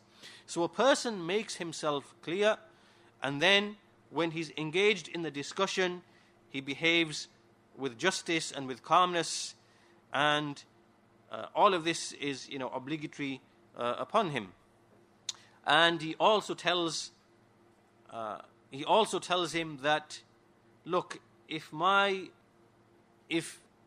your intention in debating with me is for you to win and for me to lose, or for me to win and you to lose, then in this case, this is haram for us to engage in. We can't be involved in a discussion which is like this, because these are traits which Allah is not pleased with, and something that we must repent from. So the point being here now, Al-Ajurri is establishing the true and real reasons as to why any type of argumentation or discussion is taking place. It is only that a person is seeking the truth in a matter in which he is unclear. And never ever should it ever be that a person is starting out thinking, right, I want to make my point and I will dominate and I will be correct and I will prove him wrong. And vice versa for the other person. This is something that can never ever take place. It is a blameworthy type of disputation. So then he continues and he says, فَإِنْ قَالْ فَكَيْفَ نَتَنَاظَرْ. How then do we dispute and debate if it is an issue in which where there has to be some debate? So Al-Ajurri says, قِيلَ لَهُ مُنَاصَحَةً. Meaning that this is basically something that is mutual advice that is being given to one person from the other, and vice versa. In other words, that which takes place between Ahlul Sunnah is not really a debate in the sense of a debate. It is rather, I am giving you advice on the basis of what I know, because I want you to have the truth that I think I have, and at the same time I want you to advise me with the truth that you know, because I want the truth that you have with you. So this is more like it is munasaha. فَإِنْ قَالْ كَيْفَ الْمُنَاصَحَةِ. If he says, how is this mutual advice then? He says, أقول. So Al-Ajurri says, basically he says, you say to him, this issue which is between us now, I am saying it is halal. You are saying it is haram. Each of us is really desiring to speak and say only that which will give us safety in the religion. That's what we both desire. And my intention is, I want the truth to come on your tongue. This is what I want from you, so that I can see the truth on your tongue. And your desire from me is that you want to see the truth coming from my tongue, so that you can accept my speech or I can accept your speech. In other words, this is what both people are looking for. It's not the case that, okay, you are going to accept my view. This is not how this munasaha is taking place. Rather, it is, okay, I want to accept the truth that is on your tongue. Tell me, inform me, advise me. And likewise, the other person is saying the same thing. He's coming from the same angle. That I want to accept the truth that is going to come on your tongue. Tell me, inform me. This is what is al-munasaha. Right? All of this now is in agreement with the book and the sunnah and ijma'. And this is what our argumentation is about. So if this is our murad, if this is our intention, then we hope that the end result of this will be something praiseworthy. And shaitan will not have any share in this issue. He will not be able to misguide us. So is all of this clear? This is the nature of the discussions that take place between Ahlul Sunnah. It is al-munasaha. It is al-munasaha. There's a certain attitude that you have when you are discussing. as one who wants the other person to tell him the truth. Not that you want to establish that you are the one who is absolutely right, because you are looking, for the truth. So then he says, وَمِن صِفَةِ هَذَا الْعَالِمِ الْعَاقِلِ إِذَا عَارَضَهُ فِي مَجْلِسِ الْعِلْمِ وَالْمُنَاظَرَةِ بَعْضُ مَنْ يَعْلَمْ أَنَّهُ يُرِيدُ مناظرته للجدل والمراء والمغالبة لم تسعه مناظرته. As for when the alim, the aqil, he knows he's in a majlis, and he knows there's some people whom he knows that he only wants to argue, debate and wrangle with him and to dominate him, then he does not allow him to have any debate with him, because he knows that this person only wants to defend his opinion, his view, and to support his school, his doctrine. And if you were to bring every single hujjah, this person, he will not accept this hujjah, and he will only aid and support his own opinion. There are people like this.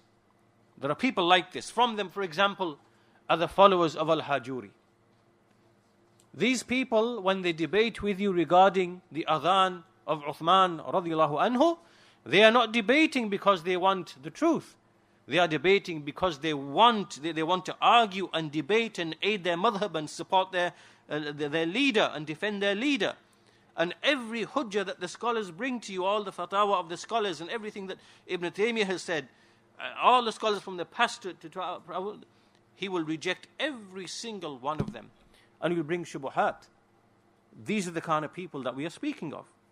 And likewise the Haddadiyya, those who want to raise issues about al-udhr bil-jahl and controversies and argumentation, because they have, these are the kind of people that we do not engage in any discussion with, because they don't desire the truth. They have an agenda. They have objectives and goals. They don't want the truth. And the point being, in fact, if we go back to some of the athar of the Salaf, and even if you look at the Khawarij, those people who were basically performing a bid'ah when they were counting on pebbles, and Abu Musa al-Ash'ari and the Sahaba, they came and they admonished them and said to them that basically they are opposing the Sunnah. These people tried to argue, but we only intended good. Right? So the Sahaba are arguing with them on the basis of the Sunnah. Are you on a better guidance than what the Messenger left us? And their argumentation, you can see that their jidal and their mira is on the basis that it's on an incorrect basis. So we only intended something good. So they made jidal with something which is batil. As a result of that, these people were the ones who were eventually killed by Ali's army and the Sahaba in the battle of An-Nahrawan. This is the result of engaging in false disputation. In a similar manner, these Haddadiyya, these followers of Al-Ajurri, when you see what happened with some of these people, you see them, they rejected the truth that the adhan of Uthman radiyallahu anhu is from the prophetic sunnah. This is what the scholars say, Ibn Taymiyyah and others, that this is from the sunnah of the Khulafa al-Rashideen, which is an extension of the sunnah of the Messenger of Allah sallallahu alaihi wasallam. Because there were certain situations and events which happened in their time that never happened in the time of the Messenger of Allah sallallahu alaihi wasallam. So these Sahaba, what they instituted was something that the Messenger would have instituted himself had the circumstances arisen. Hence it is from their sunnah, is from the prophetic sunnah. So they rejected this and they insisted on their view that Uthman, he fell into a bid'ah. And then they use all of this, polemics and argumentation. We don't say he's a mubtadi', but he fell into bid'ah, all that nonsense. As a result of this, some of these individuals, the followers of Al-Ajurri, they then started latching onto other issues by which they wanted to attack Shaykh Rabi' and anyone who's against Al-Ajurri.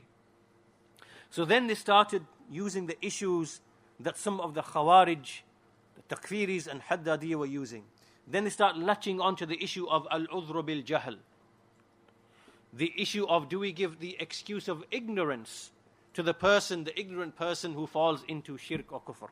And this is an issue that the scholars have spoken at in length. And then they started going into other issues, right? Then a group from them, they eventually started showing support for ISIS, for the Khawarij of ISIS, saying that we'd rather support them than the Rafida and other people, and showing like sympathy for them and arguing for them and so on and so forth. So can you see how a person's heart, when he first of all engages in mira and jidal, which is batil, and he has this small amount of hawa in his heart, and he does not submit to the truth, he will be led bit by bit by bit by bit to something which is bid'ah and dalalah. And this is a punishment upon that person, because he chose this path. He abandoned the sunnah and he chose this path. So these things happen around us. There are people who fall into the likes of this. So we do not argue with the likes of these people.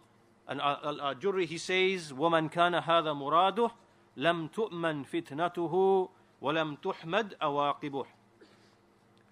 Anyone who is like this, he will not be secure. The fitna coming from this person, you will not be secure from it. He will not be secure from it. And nor will his end result or his outcome be something that is praiseworthy. So then he goes on to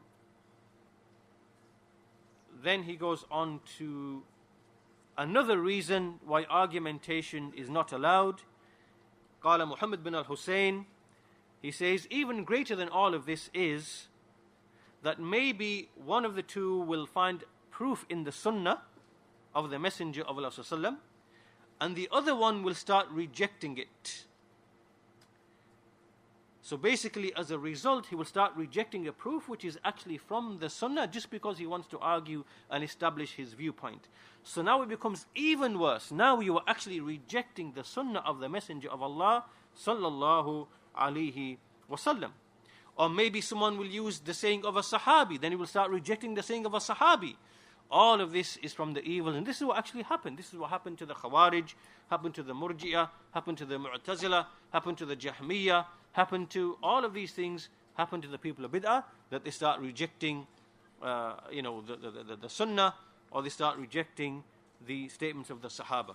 All of this is from the evil consequences of al-jidal wal-mira, and trying to support one's madhab, one's position. All of these are from the evil effects. قال محمد بن الحسين من صفة الجاهل الجدل والمراء والمغالبة ونعوذ بالله ممن هذا مراده. From the quality of the jahil is to argue and dispute and to want to dominate. And we seek refuge in Allah from the one whose intent is like this. وَمِن صِفَةِ الْعَالِمِ الْعَاقِلِ. As for the alim who is aqil, the intelligent one, his trait and his quality is al-munasaha. Al-munasaha fi munadharatihi wa talab al-fa'ida li nafsihi wa li ghayrih. As for the alim, the one with aql, he is the one who simply desires mutual advice when he's actually discussing and debating. This is what he intends. And seeking benefit for himself and for other than himself.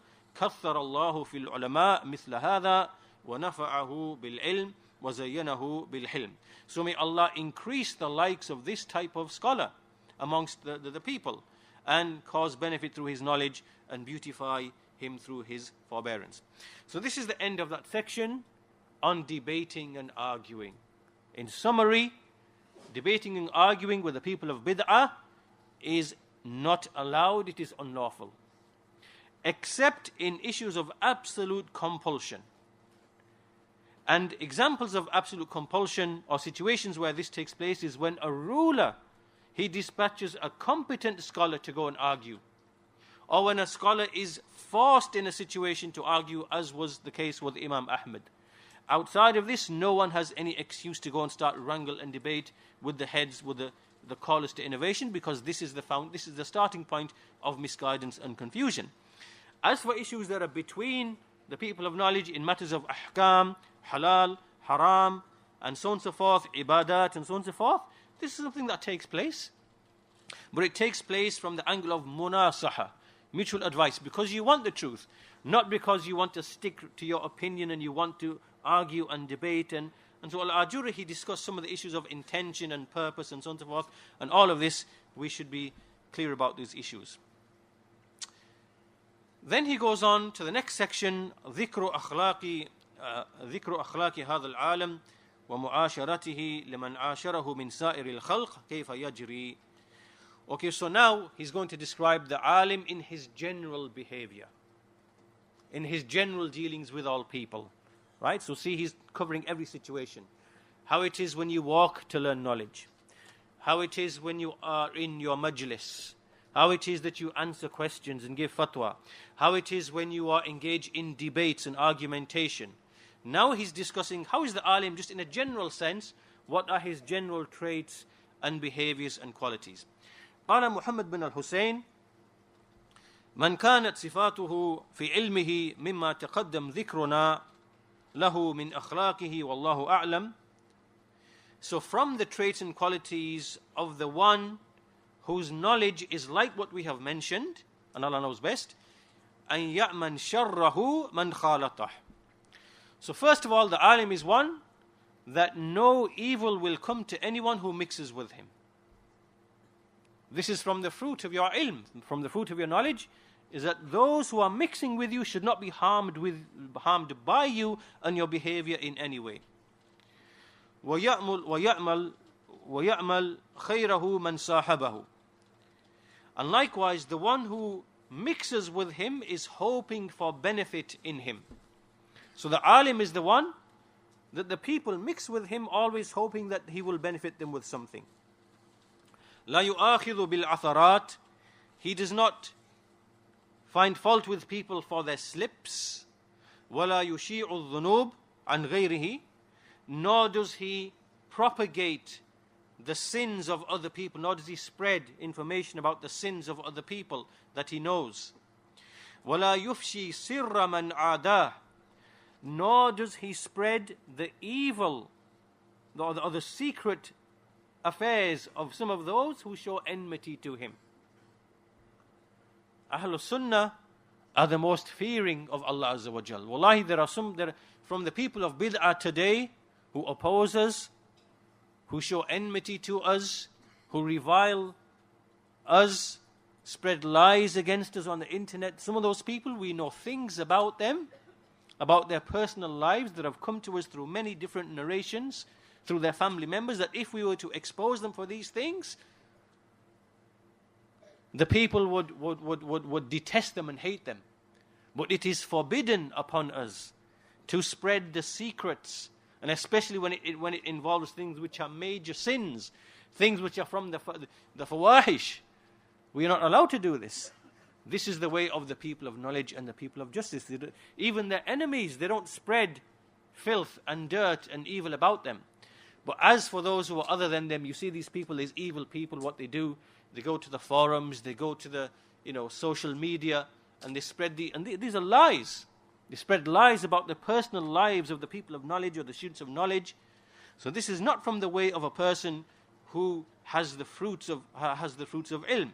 He does not spread the secret affairs of the one who shows enmity to him. He's just, or he's fearful of Allah Azza wa Jal in falling into the likes of these affairs. لا ينتصر منه بغير حق. He does not seek revenge against anyone upon other than the truth. He pardons and overlooks the people. ذليل للحق. He's submissive and humble to the truth. عزيز عن الباطل. And he is strong against the falsehood. كاذم للغيظ عمن آذاه. He withholds his anger with respect to the one who has harmed him. شديد البغض لمن عصى مولاه. But he hates the one who disobeys Allah. Meaning that personal things where he's harmed, he controls his anger in personal issues. People harm him in his dunya, people attack his honor. These are personal issues. He controls his anger. But the one who disobeys Allah Azza wa Jal, mubtadi' sahibu hawa, opposes Allah's command, then he hates the likes of that person. Meaning his hate is for the sake of Allah, not for the sake of himself. يُجِيبُ السَّفِيحِ بِالسَّمْتِ عَنْهُ. The foolish one, he responds to him with silence. وَالْعَالِمَ بِالْقَبُولِ مِنْهُ. But as for the alim, he accepts from him. لَا مُدَاهِنٌ وَلَا مُشَاهِنٌ. He is neither one who compromises, nor is he one who is basically a hateful type of person. وَلَا مُرَائٍ. Nor one who does things to show off. وَلَا مُخْتَالٌ. Nor is he one who boasts and is proud.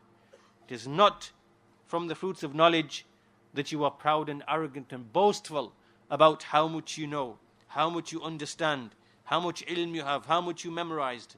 وَلَا مُخْتَالٌ. A believer, an alim, is not like this. وَلَا حَسُودٌ. He does not envy other people. There's nothing for him to be envious about, because he knows that Allah Azza wa Jal, he favors some people over others. All of it is from Allah Azza wa Jal. وَلَا حَقُودٌ. Nor is he envious. Have things in his heart. He's not envious. وَلَا سَفِيهٌ. Nor is he foolish. He does not behave like a fool or speak like a fool, because this knowledge should prevent him from that. وَلَا جَافٍ. Nor is he وَلَا جَافٍ وَلَا فَضٌّ وَلَا غَلِيظٌ. All these words generally they mean there is not someone who is crude, harsh, coarse in his behavior, coarse behavior, coarse language. He's not like this. He doesn't behave like this. Stern, harsh, not like this. وَلَا طَعَانٌ. Nor one who is always reviling. وَلَا لَعَانٌ. One who is always cursing. وَلَا مُغْتَابٌ. No one who is always backbiting. وَلَا سَبَّابٌ. No one who is always abusing. He's not like this. All these qualities do not befit a person of knowledge. He mixes with those from his brothers who aid him in obeying his Lord. These are the people he mixes with. And he prohibits the people from those things which Allah dislikes. And he mixes with the people, وَيُخَالِقُ بِالْجَمِيلِ مَنْ لَا يَأْمَنْ شَرَّهُ إِبْقَاءً عَلَى دِينِهِ. This is important. He says here that he behaves in a really good way with those kinds of people whose evil would affect him in his religion. Meaning that there are some types of people, that they're very volatile. If you stir them up, they will bring you a lot of grief in your religion. So you have to behave with them in a very, very nice way, because you don't want to stir these types of people. There are some people who are like this. There are some people who are, they are very gentle, they can bear a lot of things. Other people, you kind of just stir them and that's it. Their fitna, now it's kindled. And they will bring you a whole load of grief. These two types of people could be in your family. They could be your brothers, they could be your sisters, they could be your neighbors. It is just from their quality and their nature that they are like this. Right? No matter how. So you have to be extra careful in behaving with these people, because at the end of the day, it is your deen that will suffer if you stir these people and then you are forced to leave the good manners and the honorable, dignified way that you are. Right? So there are some people who are like this. You have to behave with them in such a nice way that you don't stir them and, stir them so that it then impacts you in your deen. So he's careful how he behaves with every type of person. سليم القلب للعباد من الغل والحسد. His heart is completely devoid and free and safe from having ghil and hasad, meaning having rancor, envy, jealousy towards anybody else. An alim cannot have this. Why? Because if he has truly understood Tawheed, and Allah is the one who bestows, who gives and who withholds, and all of this is from the qada and the qadr of Allah and from the hikmah of Allah, there's no reason why he should ever have any ghil or hasad or hiqt towards anyone or anything. This is from the fruits of ilm and from the fruits of Tawheed. Right? So if you have these feelings, there's a deficiency in your ilm. He says, يَغْلِبُ عَلَى قَلْبِهِ حُسْنُ الظَّنِّ بِالْمُؤْمِنِينَ فِي كُلِّ مَا أَمْكَنَ فِيهِ الْعُذْرِ. So his heart, overwhelmingly, it is always making excuses for the believers as much as he is able to make an excuse.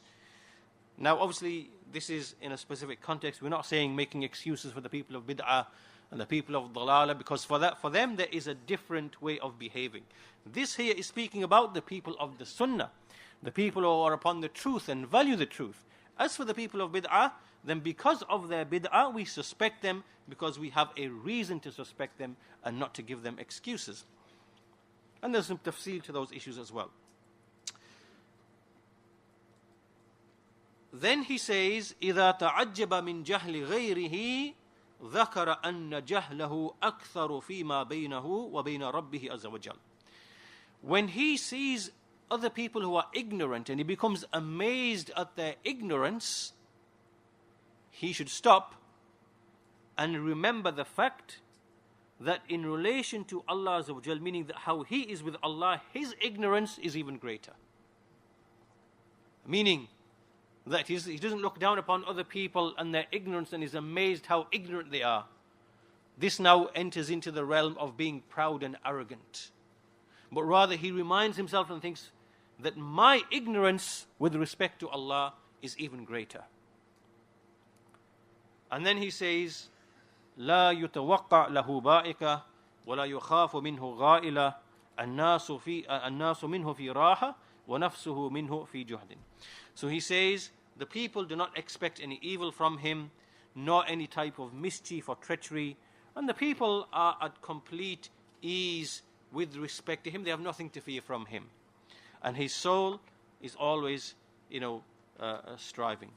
So this now is the description of an alim in a general sense amongst the people. These are his qualities. These are his traits. This is how he behaves, and all of this is from the fruits and the benefits of his knowledge. So we'll finish with the final section in which he describes ذكر أخلاق هذا العالم وأوصافه فيما بينه وبين ربه عز وجل. So now we've discussed all the previous issues, how the alim is when he seeks knowledge, in his majalis, when he's giving fatwa, when he's debating, how he should be debating, how he is with the general people. Now there is left to discuss how is he with his Lord. How is he with Allah Azza wa Jal. قال محمد بن الحسين جميع ما تقدم ذكرنا له مما ينبغي للعالم أن يستعمل من الأخلاق الشريفة كلها تجري له بتوفيق من مولاه الكريم.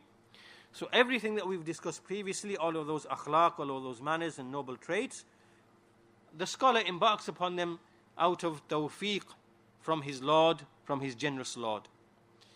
And the one who has been given success by Allah in all of those affairs that have been mentioned, then he also does the same thing, he uses the same thing in that which is between him and between his Lord Azza wa Jal in an even greater way. In an even greater way. So he says, from the attributes is that Allah Azza wa Jal has made him to be an inheritor of ilm of the prophets. And Allah has made him to be the pleasure of the eye of the awliya. Allah has made him to be a doctor, tabiban liqulubi ahli al-jafa. Allah has made him to be a physician for the hearts which are hard and crude. Allah has made him into all of these types of people. This is what Allah has favored him with. So therefore, how should he be? فَمِن صِفَتِهِ أَن يَكُونَ لِلَّهِ شَاكِرًا وَلَهُ ذَاكِرًا. He should be one who is always grateful to Allah and always remembering Allah. دَائِمَ الذِّكْرِ بِحَلَاوَةِ حُبِّ الْمَذْكُورِ. And his remembrance of Allah should be with this love, the sweetness of love for the one whom he is remembering. مُنْعَمٌ قَلْبُهُ بِمُنَاجَاتِ الرَّحْمَنِ. That his heart should find pleasure every time it is calling out in secret to Allah, to Ar-Rahman. He considers himself يَعُدُّ نَفْسَهُ مَعَ شِدَّةِ اجْتِهَادِهِ خَاطِئًا مُذْنِبًا. Even though he is always constantly striving to please Allah, he still considers him to be in error and to be sinful. وَمَعَ الدُّؤُوبِ عَلَى حُسْنِ الْأَمَلِ مُقَصِّرًا. And even though he's constantly always doing that which is good, he still considers himself to be negligent. ووثق بالله فلم يخف غيره مستغن بالله عن كل شيء ومفتقر إلى الله في كل شيء. He holds fast to Allah and does not fear anyone besides him.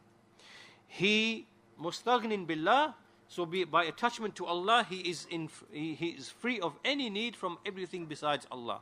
He is in need of Allah for every single thing. His companion, his uns, is with Allah alone, meaning his private companionship. And when he is alone and in strangeness, he is occupied with Allah. If he increases in knowledge, in izdada ilman, khafa tawqid al-hujjah, he fears that the proof of Allah will become even stronger upon him. Mushfiqun ala ma mada min salihi amalihi an la yuqbal minhu. Fearful that all the righteous deeds that he's already done, that they will not be accepted by Allah from him. همه في تلاوة كلام الله الفهم عن مولاه وفي سنن الرسول صلى الله عليه وسلم الفقه لئلا يضيع ما أمر به. His only concern when reciting the book of the speech of Allah is to gain understanding of the deen from Allah, and in the sunan of the messenger of Allah to gain fiqh, understanding, so that he does not cause any wastage in what Allah has commanded him. متأدب بالقرآن والسنة. His behavior is dictated by the Quran and the Sunnah. He's refined by the Quran and the Sunnah. He does not compete with the people of the world in trying to become honorable in the world. He walks upon the earth hawnan, out of humility, bis sakina wal waqar, out of tranquility and calmness and repose, whilst his heart is occupied in understanding and thinking and reflecting. If his heart is ever devoid of the remembrance of Allah, he sees this to be a great and mighty calamity.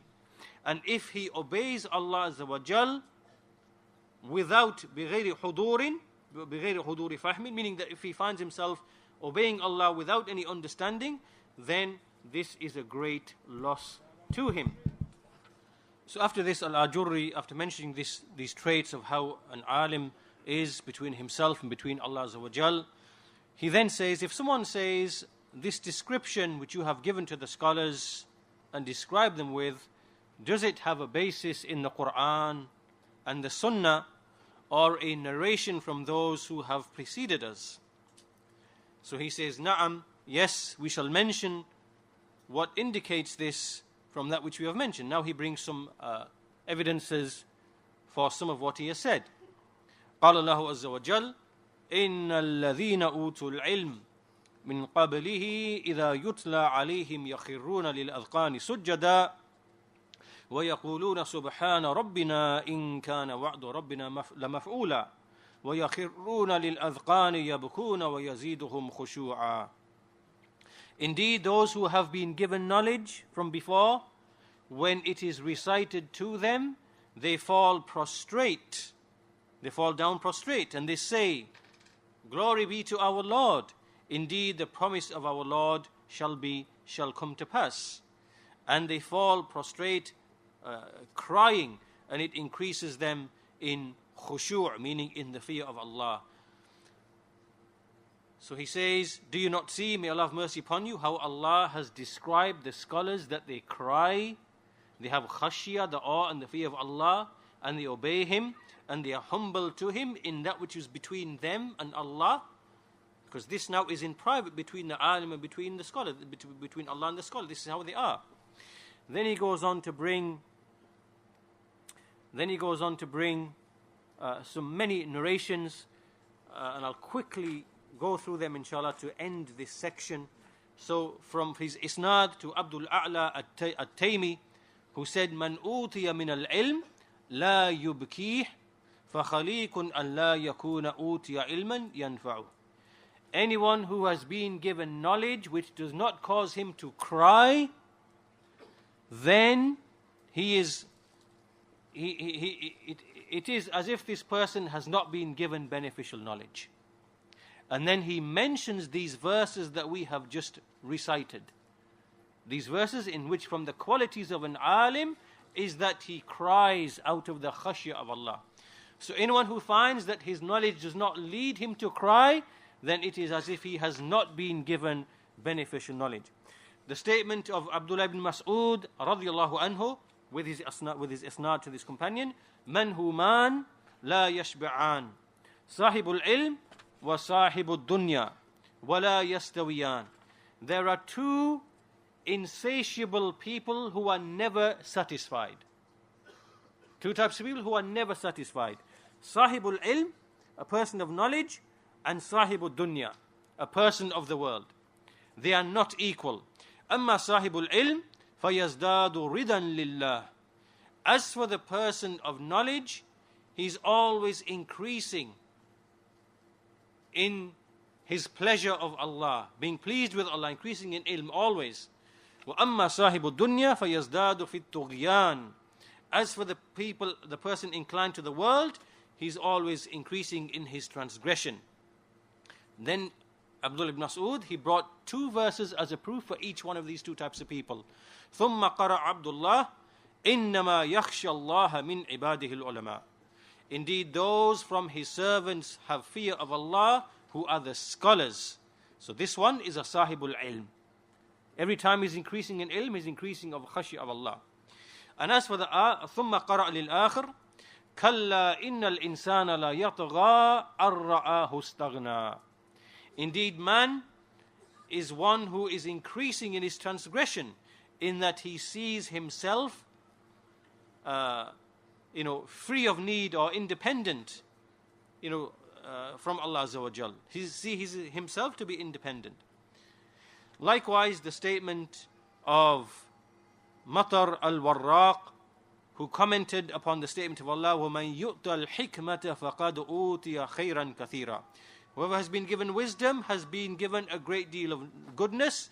بَلَغْنَا أَنَّ الْحِكْمَةَ خَشْيَةُ اللَّهِ وَالْعِلْمُ بِهِ. What is this wisdom? It has reached us that wisdom is the fear of Allah, the khashya, the awe of Allah, and knowledge of Him.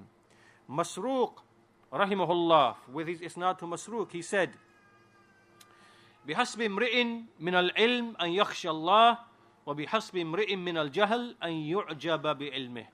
It is sufficient for a man, knowledge, it is sufficient knowledge for a man that he fear Allah. And it is sufficient ignorance for a man that he be amazed with his ilm, that he be amazed with the knowledge which he possesses. Likewise, Ayyub, with his isnad to Ayyub al-Sakhtiyani, who said, ينبغي للعالم أن يدع الرماد على رأسه تواضعا لله عز وجل. It is befitting for an alim to put, like ashes or on his head out of humility for Allah Azza wa Jal. And likewise, from Al-Hasan al-Basri, indeed, a man, if he is seeking knowledge, then there should not be much time except that it should be seen in him, in his awe of Allah, in his basar, in his lisan, in his hand, in his zuhud. Meaning that when a person seeks knowledge, that knowledge should manifest itself in the person's behavior, in his khashya, in how he treats his vision, his tongue, his hand, and so on and so forth. Ibn Uyayna, Sufyan ibn Uyayna, he said, إِذَا كَانَ نَهَارِي نَهَارَ سَفِيهٍ وَلَيْلِ لَيْلَ جَاهِلٍ فَمَا أَصْنَعُ بِالْعِلْمِ الَّذِي كَتَبْتُ. He says, if my daytime is like the day of a fool, if my daytime is spent like the day of a fool, and my nighttime is spent like the night of an ignorant person, how he spends his time, what then shall I do with the knowledge which I have written? And likewise,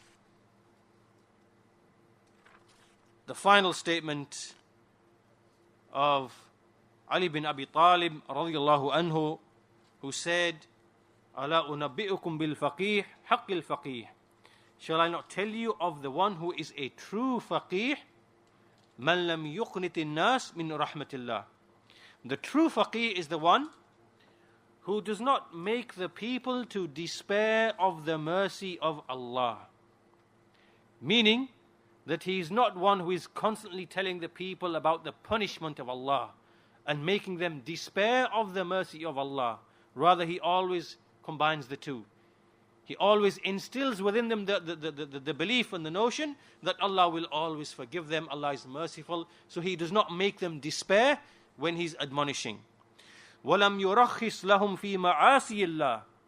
Nor is he one who in his fatwa, in his verdicts, in his advices, he always gives them the concessions in the religion, which they then use as an excuse to then fall into disobedience to Allah.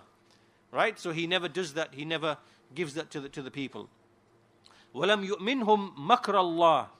Nor does he make them feel safe from the makr of Allah. So he never continues to say, yes, you are believers, Allah is with you, you are uppermost, you are this, because then he makes them feel secure from the makr of Allah.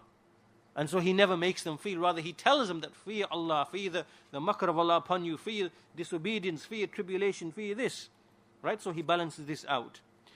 وَلَا خَيْرَ فِي عِبَادَةٍ وَلَمْ يَتْرُكِ الْقُرْآنِ إِلَى غَيْرِهِ.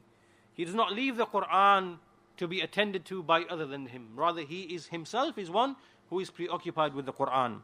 وَلَا خَيْرَ فِي عِبَادَةٍ لَيْسَ فِيهَا تَفَقُّهٌ. Nor is there any goodness in worship in which there is no understanding of fiqh with respect to that particular act of worship. وَلَا خَيْرَ فِي قِرَاءَةٍ لَيْسَ فِيهَا تَدَبُّرٌ. Nor is there any goodness in a recitation in which there is no reflection. A person recites the Qur'an and there's no reflection upon what he is reciting. So this is the advice of Ali bin Abi Talib radiyallahu anhu, and we'll conclude with that amount, inshallah. This has brought us to the end of the chapter. So these are the traits, or this is the trait of the scholar. May Allah subhanahu wa ta'ala grant us success in trying to obtain at least some of these traits, inshallah ta'ala, and overlook our shortcomings. Walhamdulillahi Rabbil Alamin.